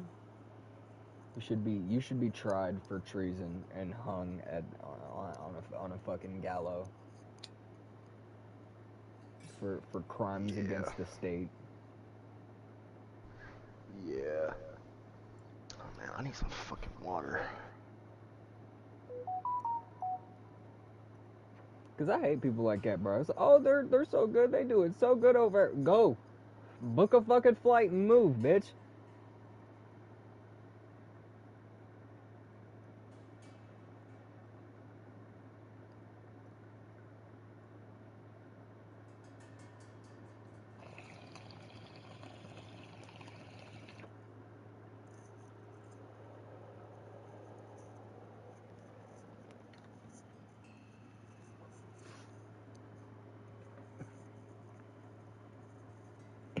That's probably a good thing.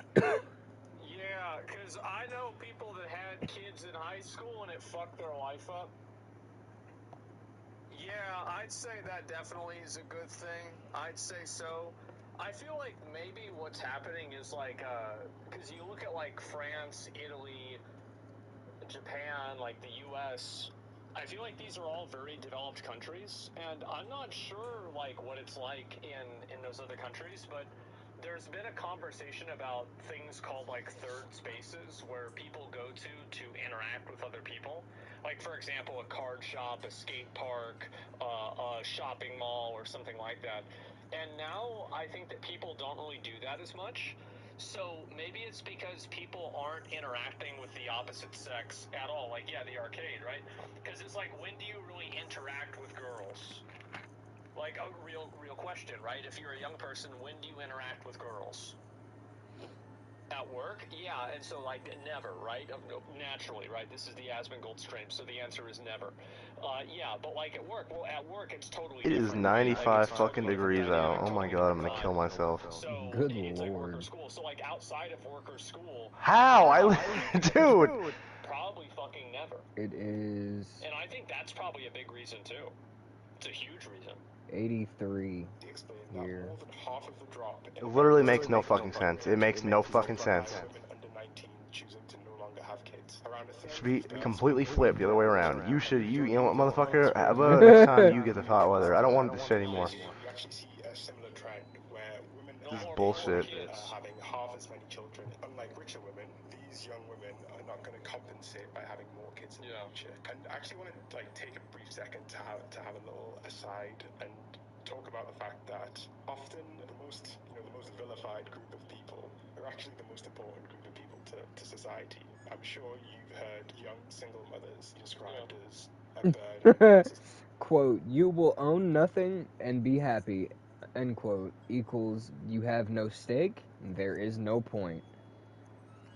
I mean, as somebody replied, I mean, it's kind of sad you need physical objects for you to be able to be happy and feel like there's a point to life. There's a million more important things. Right. People are too privileged to want basic food, a home, and things that we buy actually be ours when multi-billionaires exist for no reason. Absolutely deplorable and privileged these people are.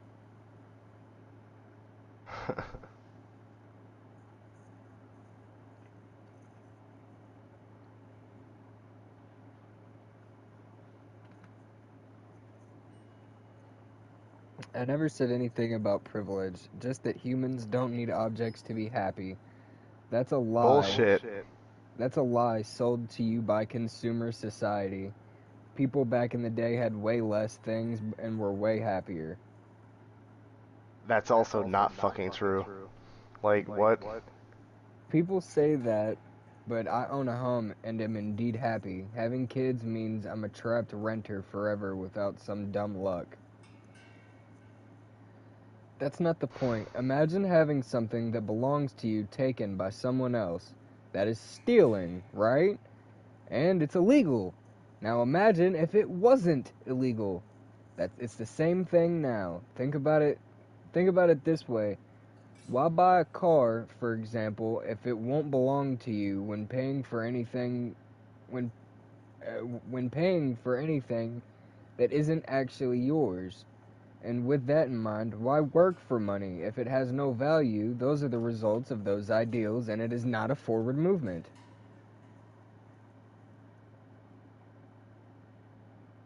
The point he's making is the point he's making is you're supposed to have a goal to be able to reach for. No goals means no future. No future means no purpose. No purpose means no incentive. No incentive means nothing to fight for.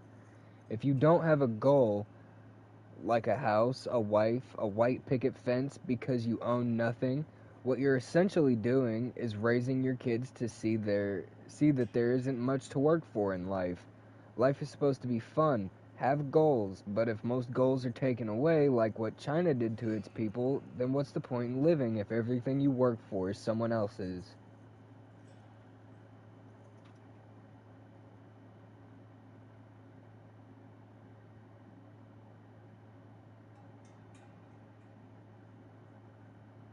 You have an entirely skewed concept of how this world works. It's clear you never actually did any research into what this means. You just went along with everyone else. But also, even if it did work like this, the whole point is that nothing belongs to anyone.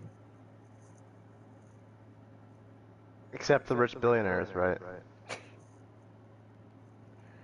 The Like, it's fact, really that, not hu- fucking the rocket fact that science. humans need a goal is a myth. Buddhism and a lot of other philosophies teach that happiness is already within us, and it's unconditional. True happiness means not Is relying that on person any a fucking outside Buddhist? No, factors they're not a for fucking happiness. Buddhist. You're like, that person is just bullshitting because they want to win the argument. You're not a fucking Buddhist.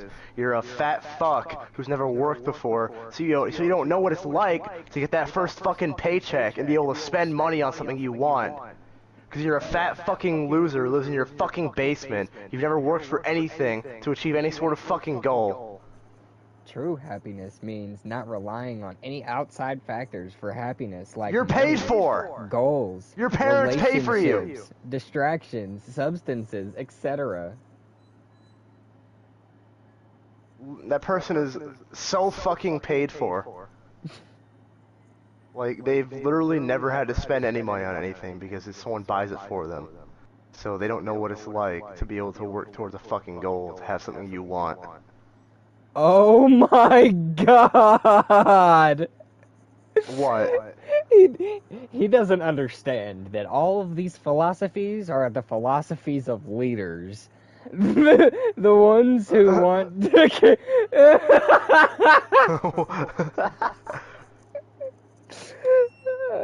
The ones who want to control and own everything, and they're sly about it and have been for millennia. They make you believe, they make you feel, and they make you think how they would want you to think, feel, and believe.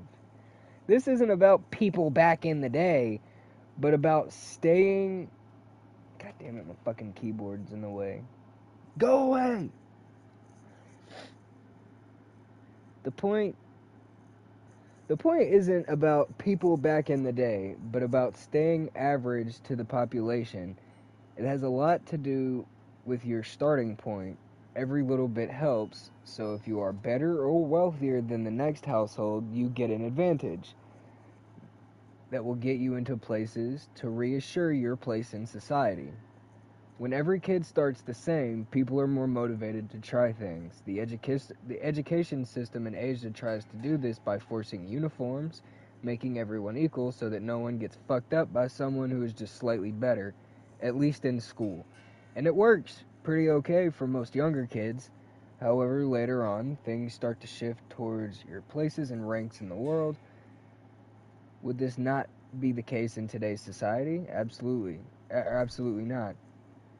You have people who make more money than what they need.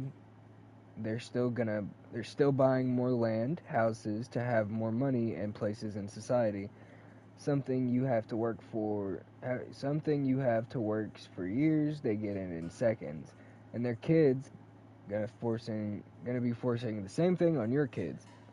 Why would you want to have your kids being exploited like many others? What makes it worse is the internet. Everyone wants to move forward, but the distances that you have to come across to makes people to not wanting to put up with that. I don't think this person speaks English. Some might say that they don't have the will, but hey, who controls the economy and who makes it like this? Oh, that was a shit. I could, fucking man, rant. if I ever start talking about you don't need objects to be happy, I want you to take me out back and put a bullet in the back of my fucking skull. What a miserable fucking mindset to have. Oh, I don't need objects to be happy. I don't need money. I don't need anything. Hey, you blindly obvious, or blatantly obvious, this motherfucker is so paid for. Yeah, fucking welfare, baby.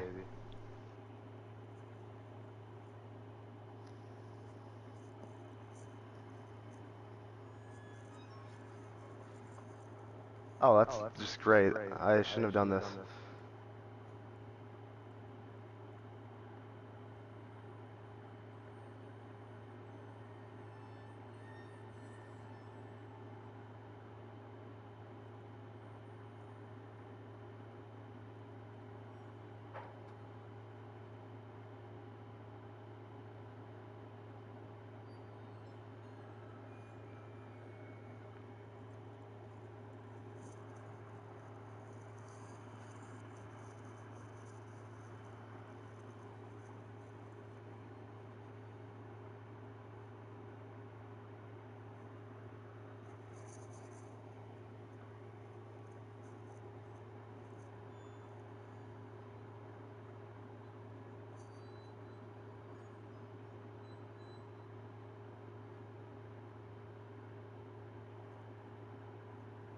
America used to be the land of mom, apple pie, and the girl next door.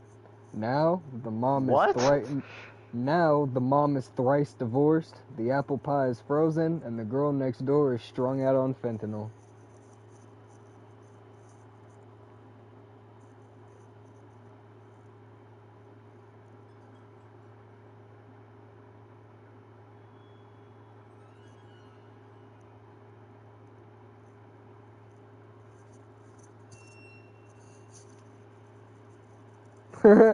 Our species has basically just lost the will to live.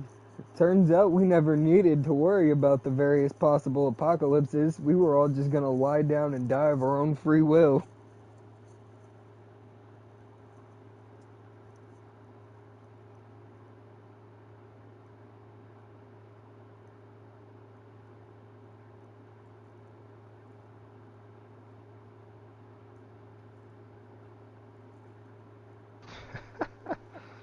My God.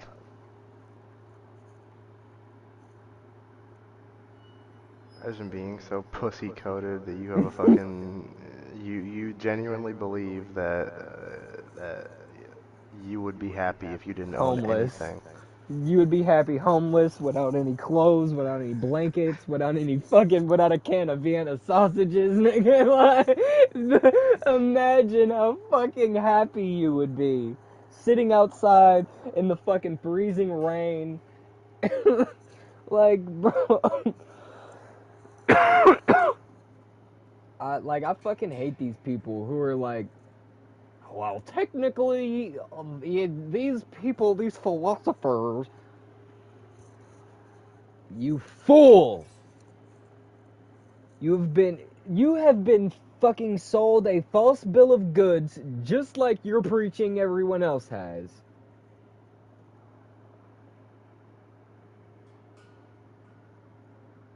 If these motherfuckers were so fucking smart and important, then why aren't books wrote about them? Why don't people worship them? They're called philosophers for a reason. Obviously, someone thinks they're fucking wrong.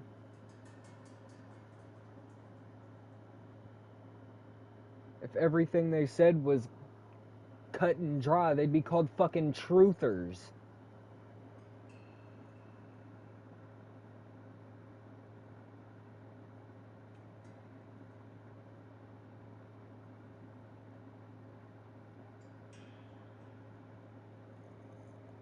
Fucking stupid idiots, man.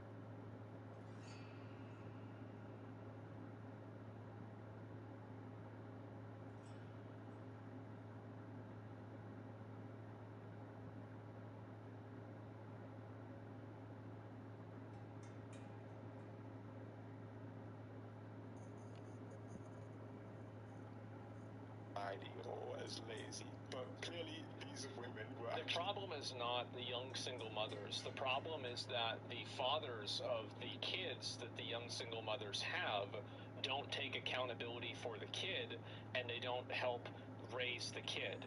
That's the actual problem. People have been having kids at 19 for because you got to keep in mind, people have been having kids at 16 to 19 years old for 99.999% of the history of humankind. This isn't some kind of fucking weird I'm sorry, Dad. My bloodline ends with me. I hope you're joking, bro. I hope I'm joking too. happens. This is the norm. It is. And both parties are to blame. Even lower than 16. Yeah, to be honest with you, even lower than 16. Right? It gets into some weird conversation, so I don't want to get too far into that. But it's definitely fucking true. Right? You look at history, that's what history says. And so it makes sense that this happens. But the problem isn't necessarily that they're having kids when they're young. The problem is that the fathers are not taking care of the kids. That's where the issue is. That's the real problem. The backbone of the economy. It's an aspect that I feel not true. Don't actually I think it is. Obviously, it would be unreasonable to say that the reason that no one is having kids is purely because teen pregnancies are down. The economic aspect of it is clearly important. It's clearly relevant. I don't think it's a coincidence if you look in this graph that the countries that have the lowest fertility rate in Europe, countries like Italy, Spain, and Greece, are also the countries with the highest youth unemployment. The countries where young people live with their parents for the longest, and the economy is in the bin, basically. Yeah. And if you just ask young adults why they're not having kids, a lot of them will say that it's simply because childcare is too expensive. What I do find interesting, though, is that the fertility crisis is one that affects the whole world, and it affects countries that spend an incredible amount of money on social programs for kids. So this is a quote by Robert Reich. If you don't know who Robert Reich is, he was... This isn't fully true. Studies show the only thing that matters is the number of caretakers, not their sex. Well, yeah, but if that number is 2, it's better than 1. Regardless, right? And I think that's the point that I'm making, right? Is that, for a lot of the people that I know that had kids really young, they don't really take care of the kids. I feel like that's pretty simple, that's bad. I don't know if I agree with a lot of this. I'm 33, I have 2 kids, 1 more on the way. I just don't have a degree or my own house, 2 cars, I run my own eBay shop. I personally think it's just people. Yeah, but why do people do that, though, is the question. The U.S. Secretary of Labor, he says that Norway spends around $30,000 per child on early childhood care. Finland spends $23,000. Germany spends $18,000. And the U.S. spends $500 per child. Guys, I found out, I think there's a way that we can save $500. Holy shit. We could be sending that money to Israel, and we're saying we're spending it on the kids? Bro, what the fuck? What are we doing? Obviously, the US has a huge childcare spending problem.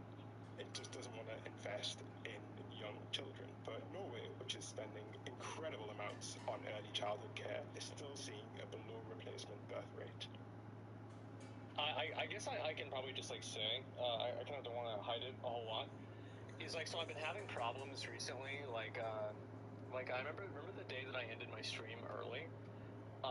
So I went to the emergency room that day, and because I felt uncomfortable, a discomfort in my chest, and so they did an EKG on me, and they did all this stuff, and they said that I was okay, but my blood pressure was very high, and so it was because I've actually been I've had very bad stress problems a lot. The point, and my policy is that, what do I do when I'm scared? What do I do when I'm anxious? What do I do in anything? I'm upset, I'm sad. It's very simple. I fucking ignore it, and I keep going, no matter what. But I was worried that it was that it's killing me. And I'm concerned that it might be. And so I've had to dial back a lot of the stress. And so I've had to deal with this, and my blood pressure was in the 170s. It was really, really bad because of how stressed out I've been. And so that's why I haven't been streaming as much for a number of days. I can't listen to a multi-millionaire talk about he's fucking stressed. call a hooker. Tell her to come fucking blow bubbles on your dick. See how stressed you are after that. Order a bunch of drugs. See how stressed you are after that. Play every game you've ever wanted to. See how stressed you are after that. Jerk off to the wildest paid-for porn sites that you could possibly find. And tell me how stressed you are.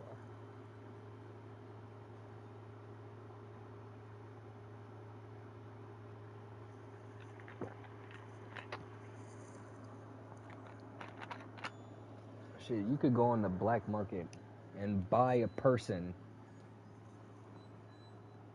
a whole fucking human, with this motherfucker's amount of money, talking about I'm stressed. Blow me. Blow me, Buster. What's the cheapest and most expensive dish at Cheddar's?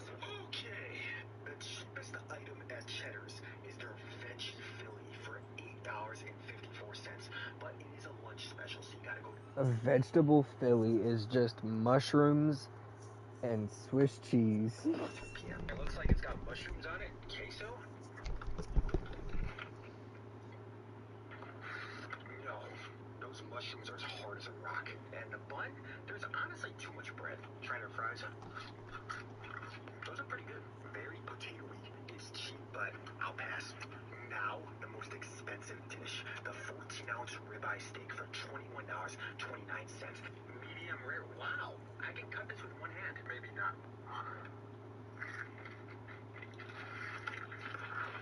Damn. Than a Nokia phone. Broccoli. There's like some garlic on there. Potato. Ain't no way he just picked the potato up and bit it.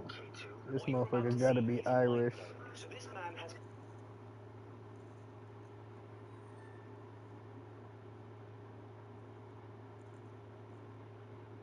response to everything that has been happening.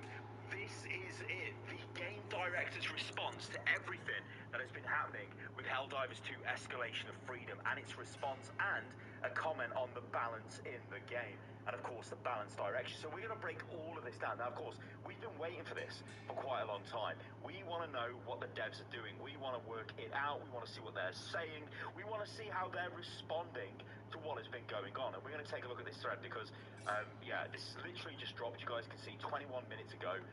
This is official from Arrowhead. So let's break this down.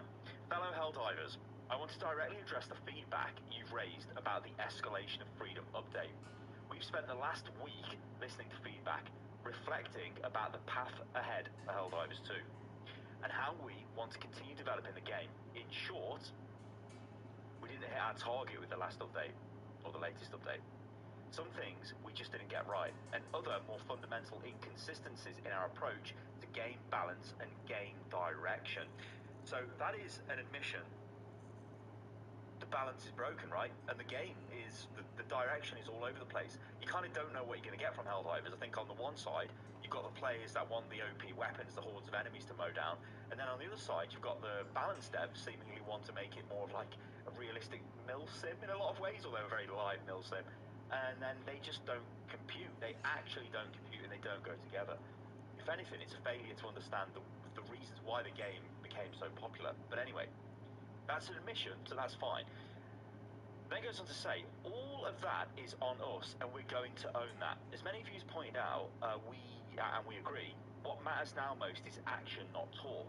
Yeah, this has been a narrative that's been running around with Helldivers for a while. This is because the devs and the community managers and you name anyone officially affiliated with Helldivers or Arrowhead, they do post quite a lot. They will say things, we're going to do this, we're going to do that. Johan was very active on Twitter for a while. He would say, hey, the game direction, the balance is not great. I'm going to step down from the CEO position, become the CCO, the Chief Creative Officer, and I'm going to work with this. And then we see the next update comes out. Actually, it was pretty good, that next update. You know, a lot of people really enjoyed that. But we're a few updates down the line, the biggest update the game's ever had with Escalation of Freedom, and we've gone back 5 or 6 steps. It seems like there were words that were spoken, but there was no action that was actually done. It seems like I don't have this on the screen right. I've just noticed this. I apologise. I will move it. There we go.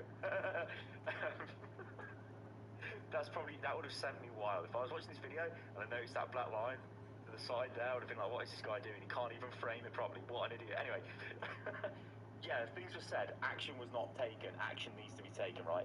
I think this is where you get the issue of the devs speaking in public a bit too much. The problem with gamers and communities that form around games is if you say something and you're an official source, it becomes official. If you say we're going to do this and the balance is going to get better, then it gets worse, then we go, what are you talking about? You said it would get better. You know, you have to be very careful when you make the public statement. If anything, it felt like their internal comms were a bit too external, but whatever. I like that because it gets us, you know, we get to see what's going on, but whatever. To that end, here's what we intend to do in the upcoming updates. Right, we're going to get into it now. How are they going to fix this? So this is the plan for the next 60 days. That's 2 months. That's a long time, right? So the first thing they're going to do is continue to re-examine our approach to balance. Our intention is that balance should be fun, not balanced for the sake of balance. Right. I mean, I wish there were a bit more. I wish that statement was a bit more direct, a bit more like, we're going to make the weapons powerful and fun, and we know they're not powerful and fun, and we're going to sort it. That would have been a good statement to make, instead of saying like, hey, we're going to re-examine. Our intention is our balance should be fun, not balanced for the sake of balance. I mean, that, you can kind of read that in a lot of ways. In fact, you can read the first sentence there as like, right, you're still re-examining balance still? What is the balance direction in the game? It's not make it, well, it is. It's make it realistic, make it not fun to use the weapons. It should be. Let's make the weapons fun. So I would have liked a statement there on what they're going to do with weapon balance, but I guess they're looking at it still, and they do want to make them fun, and you can read that in a lot of different ways. Fun to somebody who just wants to mow down loads of enemies is make the weapons really strong and really good, right? Which I think is most people. Anyway, here's a big one. Update how fire damage mechanic works to tweak how the flamethrower serves as a close-range support weapon. A quick straight revert won't work, as it would break other things. So I was really worried about this. So there's no explanation given here as to why they made the flamer change, right? But him saying here, we can't do revert, it will break other things. They obviously made this change for other reasons. I'm going to go out on a limb and say it was performance related. However, the stream of particles was getting formed when you fired that flamethrower, and however it applied its damage, and possibly the visual or the VFX, which were getting triggered on all the enemies. Maybe it was too much, and maybe it tanked performance in a way that they had to get rid of it. Again, that's just speculation, I don't know. Trying to bring the flamethrower back to how it was, I mean, this again is like 60 days to fix this, if that's what it's going to take. I know this is just within the next 60 days, so this stuff could get fixed within a week or whatever. It's again breaking things, right? It worked anyway, but we've broke it. Now we've got to go back and make it work kind of close to how it used to work before. I'm disappointed with this, to be honest, guys. I thought it would be like, no, we're going to fix this and we're going to bring it back, and maybe even an explanation as to why they did it, because it's very odd. It was an insane change, and if anything, you know, you had a fire-based war bond, you would think you'd want the fire weapons to be badass like they were, not shite like they are. And again, I don't know. If I was running that company, whoever made that decision to be in my office and explain it to me, I'd be like, what have you done, son? I probably would get sent to HR. Anyway, yeah, so flamethrowers are kind of going to come back. Rework gameplay to prevent excessive ragdolling. Okay, this I can get behind. This I can actually get behind. The Impaler throws you across the map constantly, but it's not the bugs that are the issue, it's the bots. Ragdolling against the bots is so frustrating. You've got like the Hulk with the rocket launcher, right? That fires loads of really little fast rockets at you. They spin you all over the map. You've got the rocket devastators blow you all over the map. You've now got the rocket scout walkers blow you all over the map. You just get ragdolled like crazy against the bots, getting hit by the tanks, hit by the factory striders, you name it, right? So ragdolls, I think the issue with the ragdolling is you get locked into the ragdoll animation and it feels really janky, you know what I mean? It's not smooth, it's not like I've been knocked and then I've come straight back. It's like, I'm in the ragdoll animation mode and now I will still be in it on the floor for a bit, and I'll stand up. Another thing they should fix as well, this really is bloody annoying. You want to talk about realism, this does break the realism, is where you come out of the water, you know when it's a puddle? Like you literally can't submerge, but because you've been ragdolled into it, the animation plays of you coming out of the water. It's like, hey, stupid. That needs to be sorted. So, okay, I can get behind that, that's fine. Rethink our design approach to primary weapons and create a plan for making combat more engaging. Again, that's a bit superficial, like that could be anything. Design approach to primary weapons, what does that mean? Does that mean the primary weapons are going to be primary and you use them more than the support weapons? Because if you're, I don't know, rolling the autocannon, you're using that more than your primary, right? And in a lot of cases with the support weapons, you do use them over the primary. The primary is almost used as a secondary, and the secondary is like a bad situation if you're pulling that secondary, unless it's the grenade pistol to blow up a building or something, or a bug hole. So again, yeah, I'd like more elaboration on this, but primary weapons, you've got a lot of them in the game, and a lot of them are just not very good, and so people don't use them. So it would be nice if they got buffed. But again, if you said primary weapons, we're going to buff them, you would understand that. But just changing our design approach, I don't know, can mean a lot of things. And making combat more engaging, again, can mean a lot of things, right? I think combat in this game is engaging when you're just getting flooded with enemies and you've got loads of firepower. That's literally it. You don't have to go and make some crazy systems change for that. You know, that's just surely easy to do, right? Mental. Anyway, reprioritize bug fixes so the more immediate gameplay impacting bugs are prioritized. This is insane as well, right? This should just be happening anyway. Like, you do not need to tell the public you're doing this. You're just doing this anyway. This is like, we will focus on the most game-breaking bugs. But what have you already been doing? Like, have you just been going, well, that's not a priority, we'll go and work on a different one. When actually, you know, things that disconnect you from the game, things that stop. I mean, we had this early days of Helldivers. You get disconnected a lot, and it was super annoying, especially during extraction. We've got problems even now with performance, although my performance has been fine, and I've been on a record saying I think this patch has been really good for performance. But that's only against the bugs. Play against the bots is freaking terrible. I don't know what's going on against the bots, although there was a patch that went in today which hopefully has reduced some of that performance problem, but against the bots it was horrible. So yeah, this is a weird one. This is like an admission that they were just doing like what? They were just doing anything. It made no sense. Right, improve game performance. Yeah, frame rate is a focus, whatever. I mean, frame rate, when we say game performance, that's what everyone means. You want more frames, right? So yeah. Interesting, rework the chargers. Now, I would say chargers are, like, so we laugh about chargers saying they're the baseline of balance in the game. The way their armor functions, the way that changes seemingly made to make chargers, well, not die. We've gone from normal chargers taking one shot to the head with an EAT rocket to die, to behemoth chargers that take two, and sometimes three, but generally two rockets, which is a massive balance problem, because then you get swamped with them and you have to do things to get rid of them. So you have to get really good with the precision orbital strike, for example. Maybe you take weapons that they've got a bit more uptime, things like the quasar, even though that's very difficult to pull off against the chargers, especially when you're getting flooded with loads of enemies at higher difficulties. So interesting. I think the other thing with chargers is the way they turn as well. Like a charger, it's very one-dimensional. In fact, it's really quiet as well. I don't know whether I'm making this up, but chargers, you can't hear them a lot, and they'll just come from behind you like, what the hell, there was a charger there? I mean, it's a massive thing, you should be able to hear it. I'd like to see a mechanic maybe in place where you could strip the armor off a charger with your primary weapon, so through sustained damage the armor actually falls away instead of it just deflecting all the bullets. It would give you an option then to maybe work on the front leg, for example, rip off the armor and then hit it with your support weapons, or even continue hitting it with your primary weapon to take it out. That might be a way of getting around that. Of course, you can kind of do this anyway. You can rip off armor with things like the autocannon and stuff like that, and you could do it with I forgot the name of it, the exploding shrapnel weapon, the eruptor, before it was nerfed. So yeah, interesting though. But again, no context is given. Just reworking charges could mean anything. All right, let's move on. So additionally, from a bigger picture perspective, okay, exploring the creation of an opt-in beta test environment to improve our testing processes as we consider this a high priority. Yeah. Okay, so this, I imagine this will use Steam. So what this will be is a different branch of the game where you can opt into the beta test and you get the beta client, and it will include all of the new stuff in the game, almost like if you're a Blizzard game, a public test realm, a test server effectively. This would be good because it would solve problems that are just like clearly the Q&A teams and the devs don't pick up on.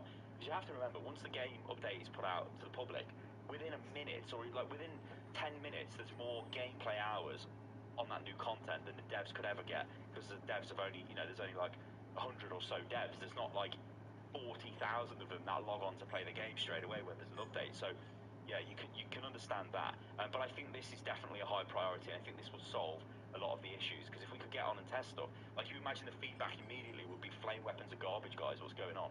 You know, that needs to be sorted. So I do think this is a good priority. Post regular player surveys to gain more insights and feedback from the community. Like, yeah, I think though, you know what? I know a lot of game companies do player surveys, right? Companies like Blizzard do it, EA do it, everyone does it. But I'm going to go out on a limb here and say you should have community managers that are capable of distilling what the community is doing, right? I think I could do that. I'm not a community manager, I'm just a guy that makes content, but I think I'm quite aware of what the community thinks, right?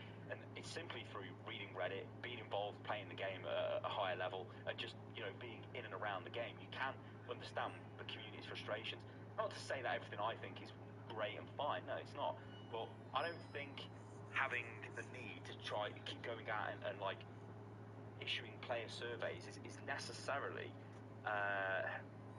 required, because you can kind of just like, it's almost like you don't need it, right? You can look on social media. I know social media is quite toxic. My nose is itching really bad. I've got like hay fever. But you can like you can distill what's going on with the community through looking at social media. So if there's like a negative trend coming through, you'll probably see it. You can report that back to the devs. Maybe we start making changes. I think relying on players to give you additional feedback is going to be a bit difficult, because I'm not too sure how many people would actually do that, because more, you know, people are more, I suppose, inclined to just throw their thoughts out there on social media rather than that. But still, this is okay. I think if this isn't resource intensive, I wouldn't be necessarily against this, right? It's just like, whatever. It also does make the community feel more involved in the game, right? If you do get an official place where you could leave feedback, it does mean though that they need to acknowledge your feedback. They can't just fill in a form and it goes, okay, thanks for your feedback, and that's it. Like, people feel like they're just throwing feedback into the, you know, into literally the Meridia black hole. You know what I mean? They'd rather post it on social media, because at least they know people can see it. So improve our process for patch and release notes, providing more context and reasoning behind the changes. Yeah, and you've done this before in the past, Arrowhead. You have done this before. They did it on their official website, one of the first changes that they put out, a weapon balance change, where they had a bunch of the weapons and then they explained why they've nerfed them, which you can agree with or disagree, but at least you've got context. So yeah, they have done this, which is fine. More blog posts and streams where we expand on these topics for those interested. Yeah, that's fine. Like, you know, that's fine. I don't mind that. We also want to thank you for your patience. We're grateful that so many of you provided constructive feedback and suggestions on the latest update.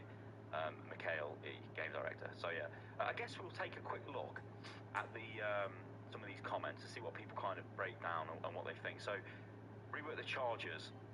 Yeah, you see, like, fix their turn radius. Yeah, and how quiet they are. I agree with that.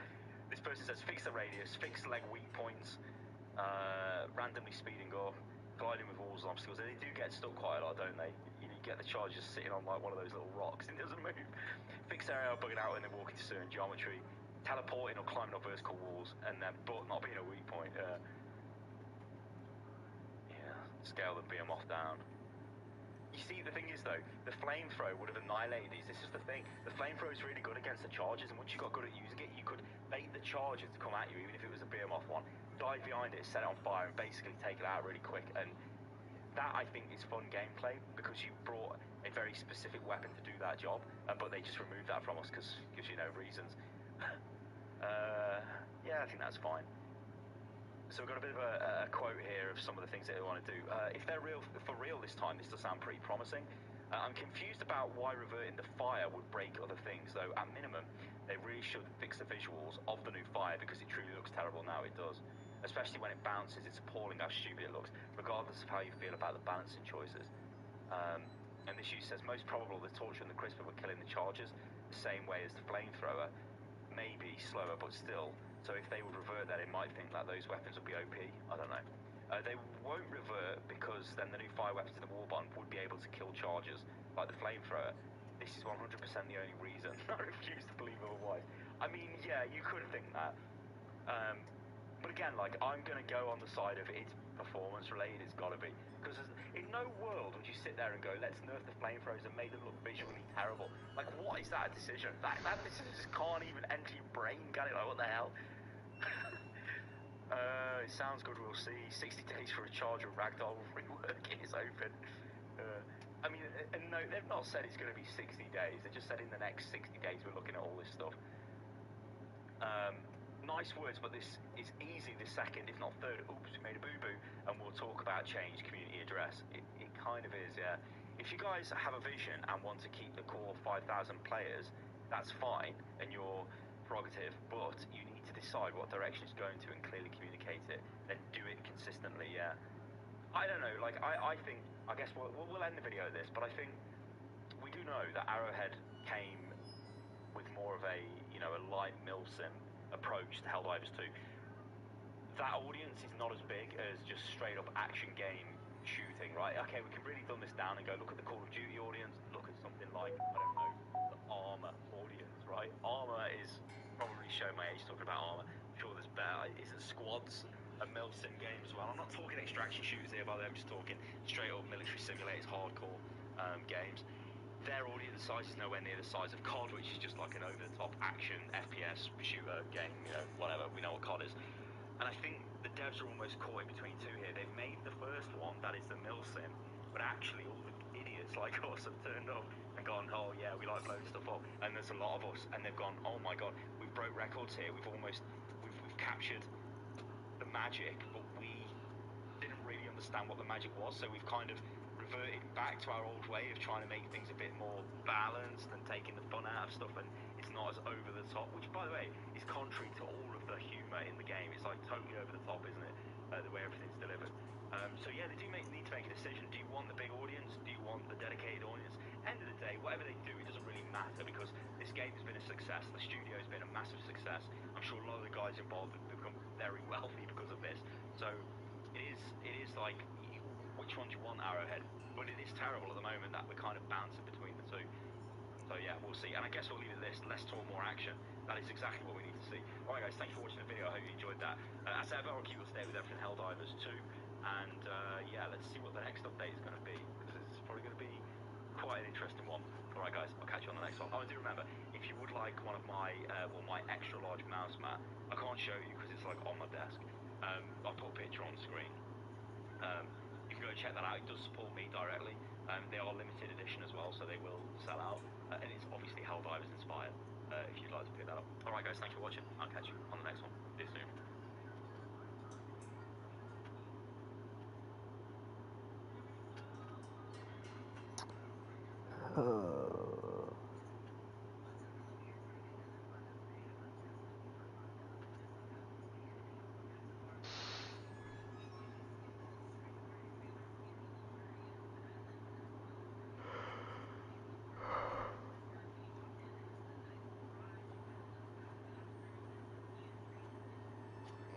Hop off. Alrighty, gang. I'll catch you. See ya.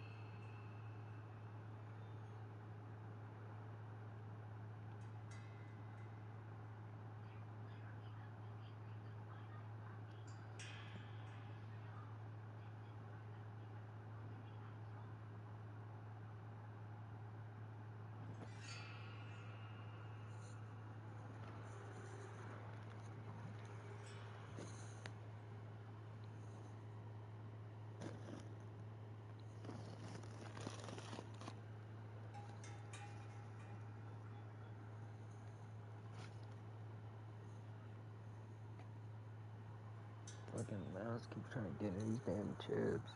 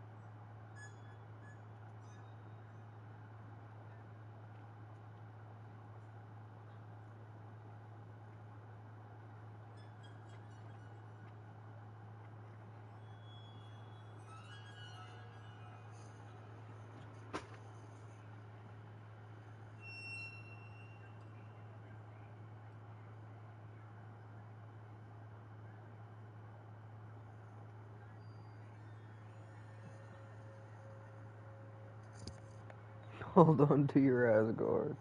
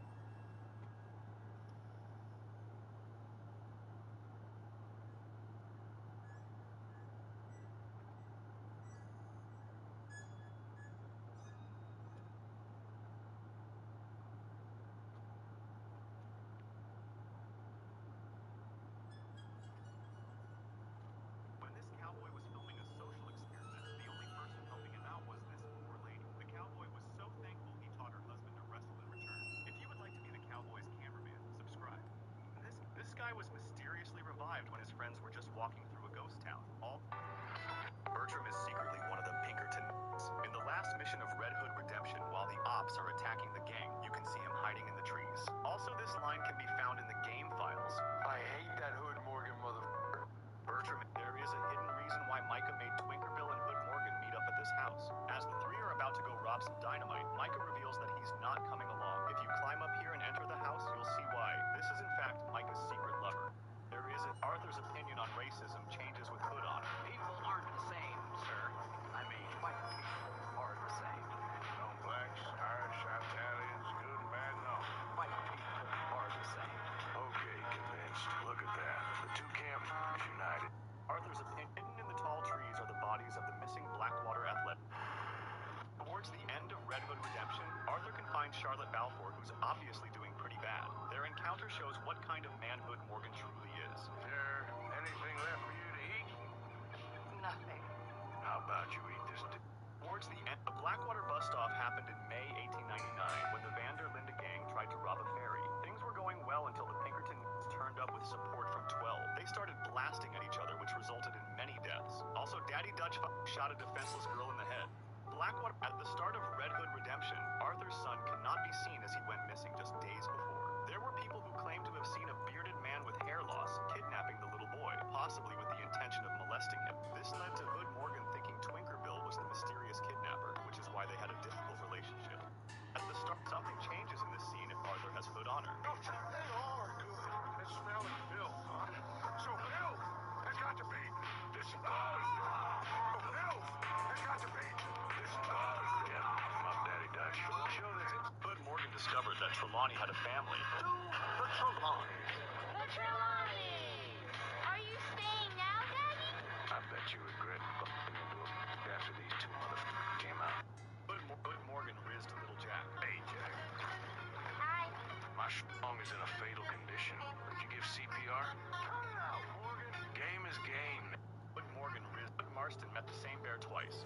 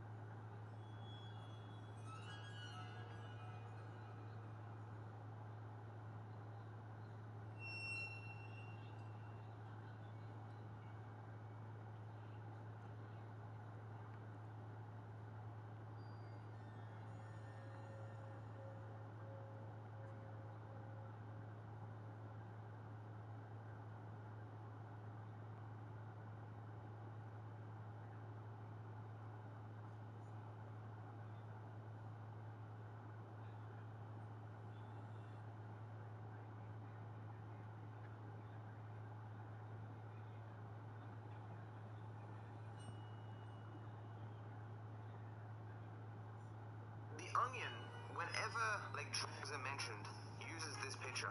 But it isn't just The Onion. Other websites use it too.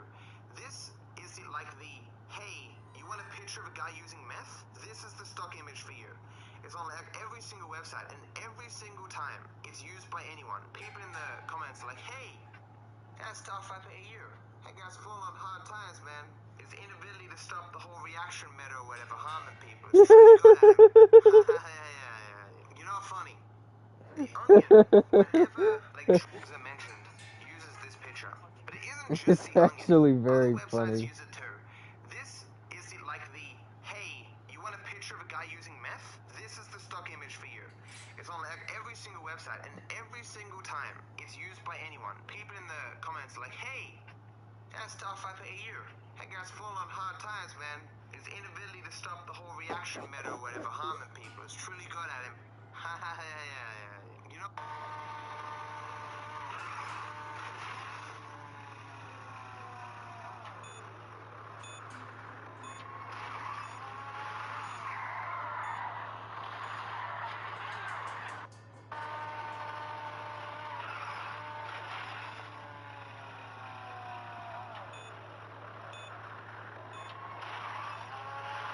Good morning, Brew Daily Show. I'm Neil Fryman. And I bet you've never seen this before. This company hydro dips your portraits on a piece of plastic. The design basically floats separately on the water, and with meticulous focus, they position it properly. Afterwards, they let it dry for 1 to 2 hours, and after applying a top coat, your necklace is ready to be worn.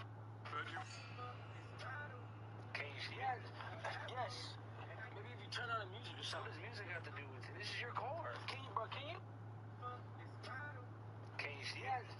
Yes. Maybe if you turn on the music or something. What does music have to do with it? This is your car. Can you, bro? Can you? Yes. Yes. Maybe if you turn on the music or something. What does music have to do with it? This is your car. Can you, bro? Can you? Yes. Yes. Maybe if you turn on the music or something. What does music have to do with it? This is your car. Can you, bro? Can you? Yes.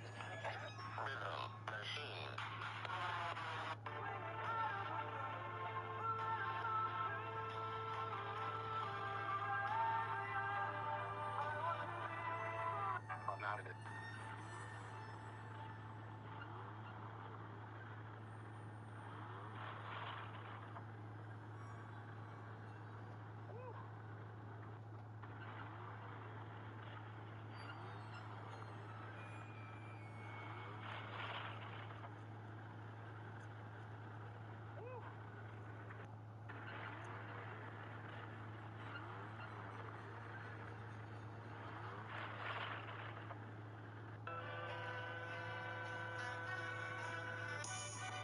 They not like us.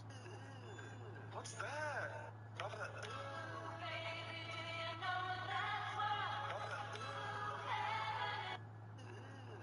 What's that? What's that?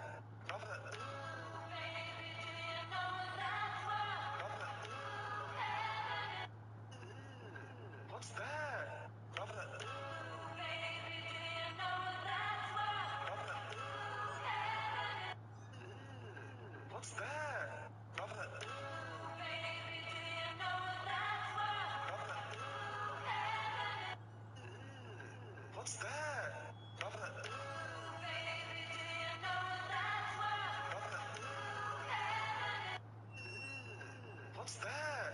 What's that?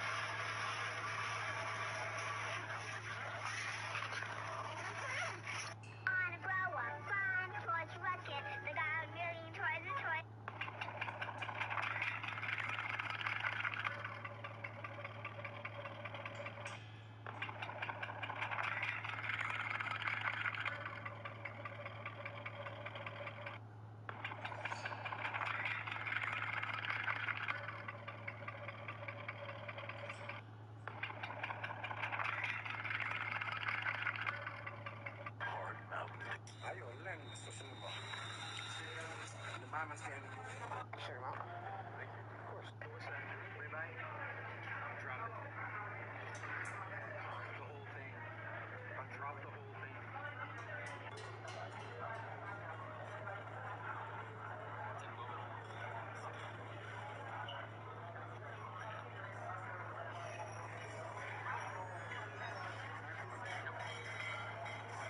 that? Ribeye? Drop it. The whole thing. Drop the whole thing.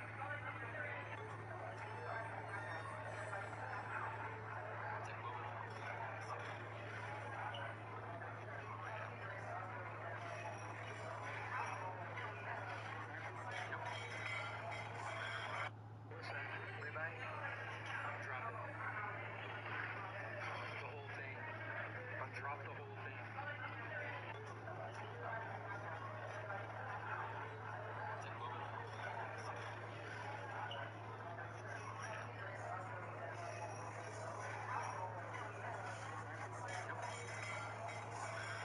What's that? Ribeye? Drop it. The whole thing. Drop the whole thing.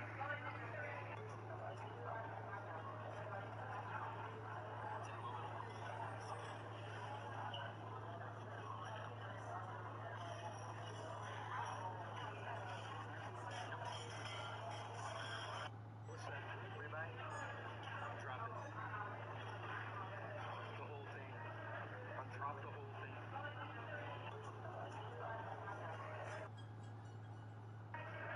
Drop the whole thing. It's garbage. Toss it. I think not. I bet I can get another week out of this, too. Give me the precious. It even seals back up. It's garbage. Question. They're towing it by a rope! On speed up. What do you want from me? They're towing it by a rope! On speed up. What do you want from me? They're towing it by a rope! On speed up. What do you want from me?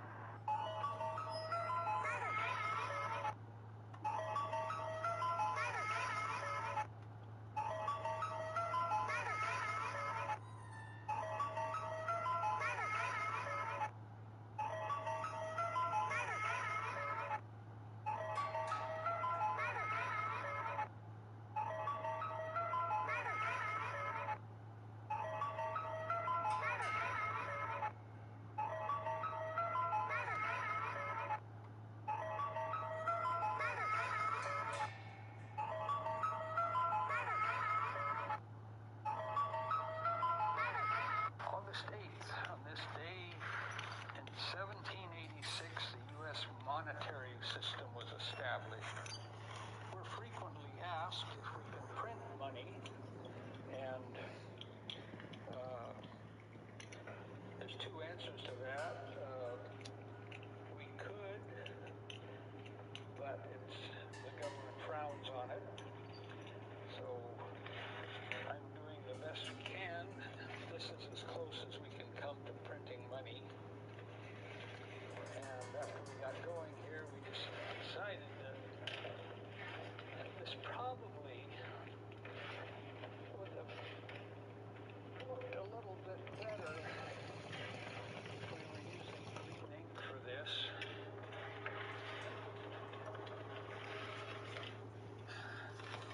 We can print money. August 8th on this. Spanish answers only. Ilani, ¿cómo se dice cookie en español? Ivy, ¿qué estamos haciendo? 1, 2. Prince, ¿es día o es noche? Babe, ¿qué hora es? Y ve, ¿qué estás tomando? Spanish answers only. Ilani, ¿cómo se dice cookie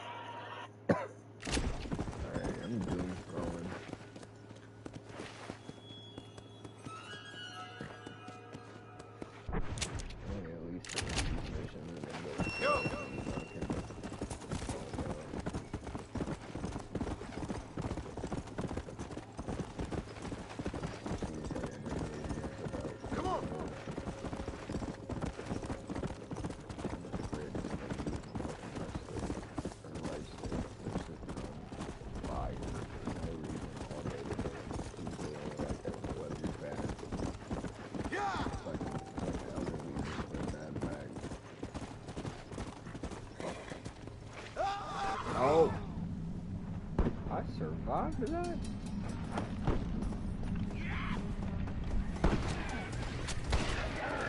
Somebody help me out! Look here, me!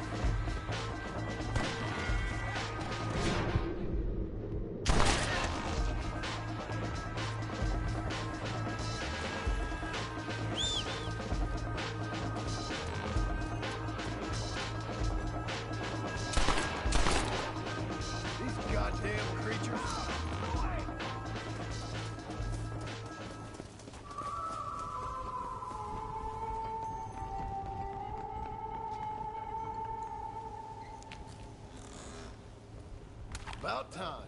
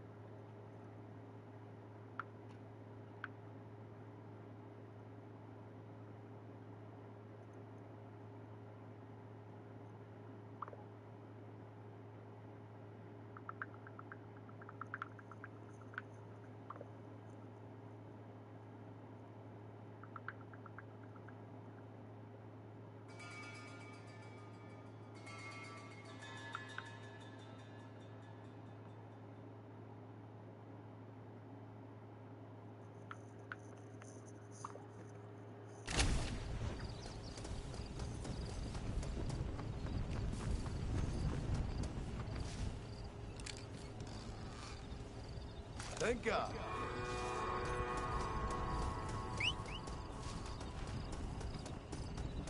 Seth, how do you enjoy this? Seth, I'm sorry about all the insults.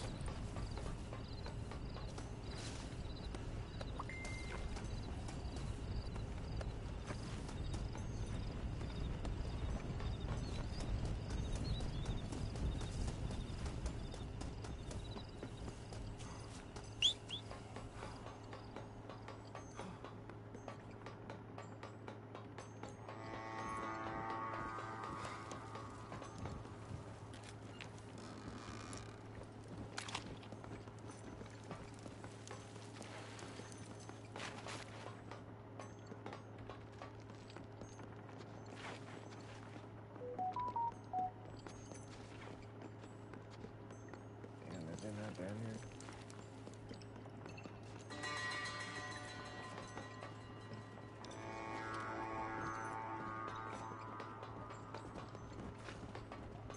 Sure appreciate it. Where the fuck did you come from, bro? Is there a way up here out of this? That's all I'm taking.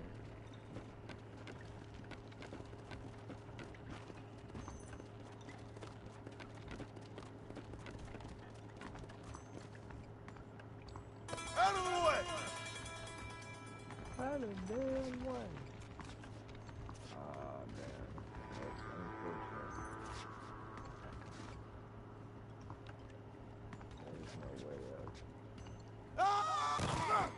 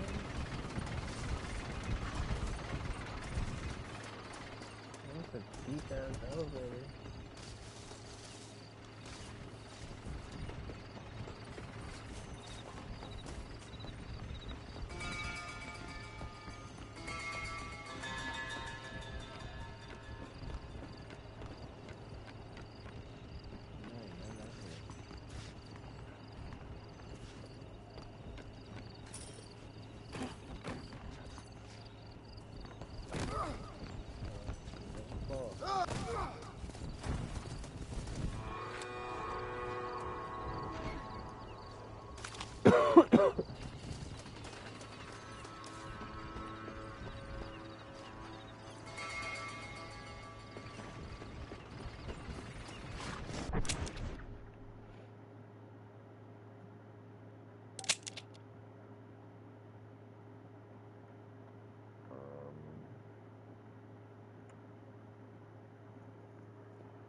about fuck that?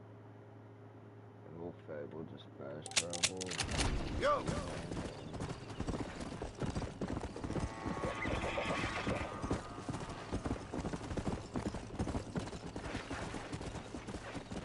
Come on!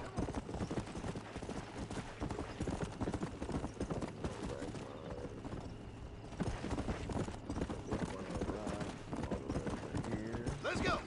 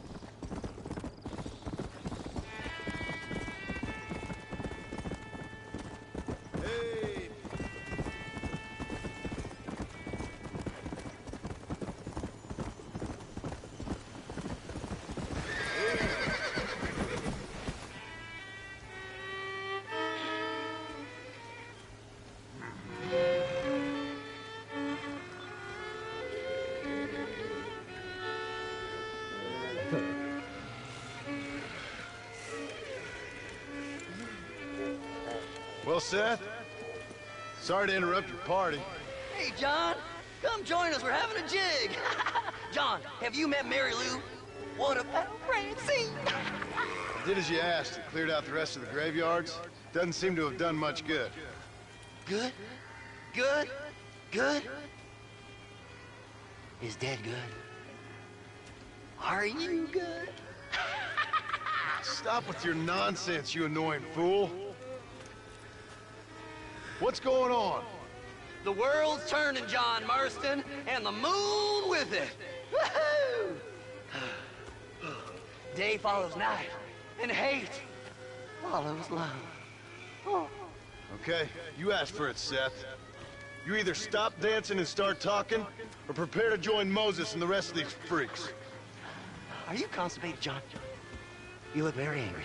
You get constipated when you're angry. Yes, you do. I'm warning you, Seth. Oh, I'm warning you, Seth. I'm warning you. Don't play with the undead, Seth. Don't chase treasure.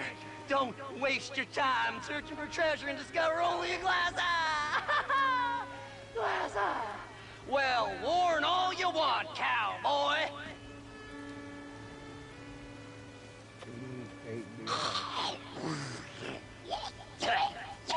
Are you sucking on it? You got it down. Well, that's a load off my mind. Why didn't I think about that before? Because you weren't dancing. Hey, John. Well, how are you? Would you like a drink? We got blood, mucus, and fries. Come on. Seth, what is going on? Aztecs. Or Incas. Or it doesn't really matter. It's all the same. Once every 200 years, this land is doomed. That's why we love it. Mexico. Mexico, John. Ah, Mary Lou, may I have the honor? Oh. You're a sick man.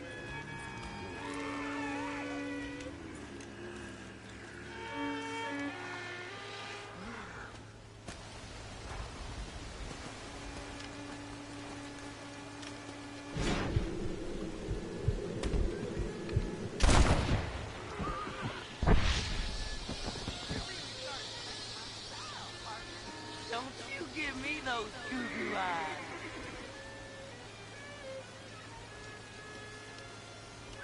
Where's your damn rhythm?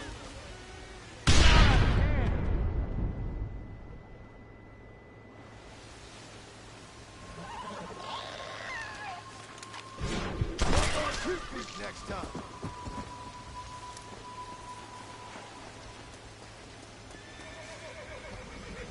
Ah, come on. For Christ's sakes. Now, this is a new low.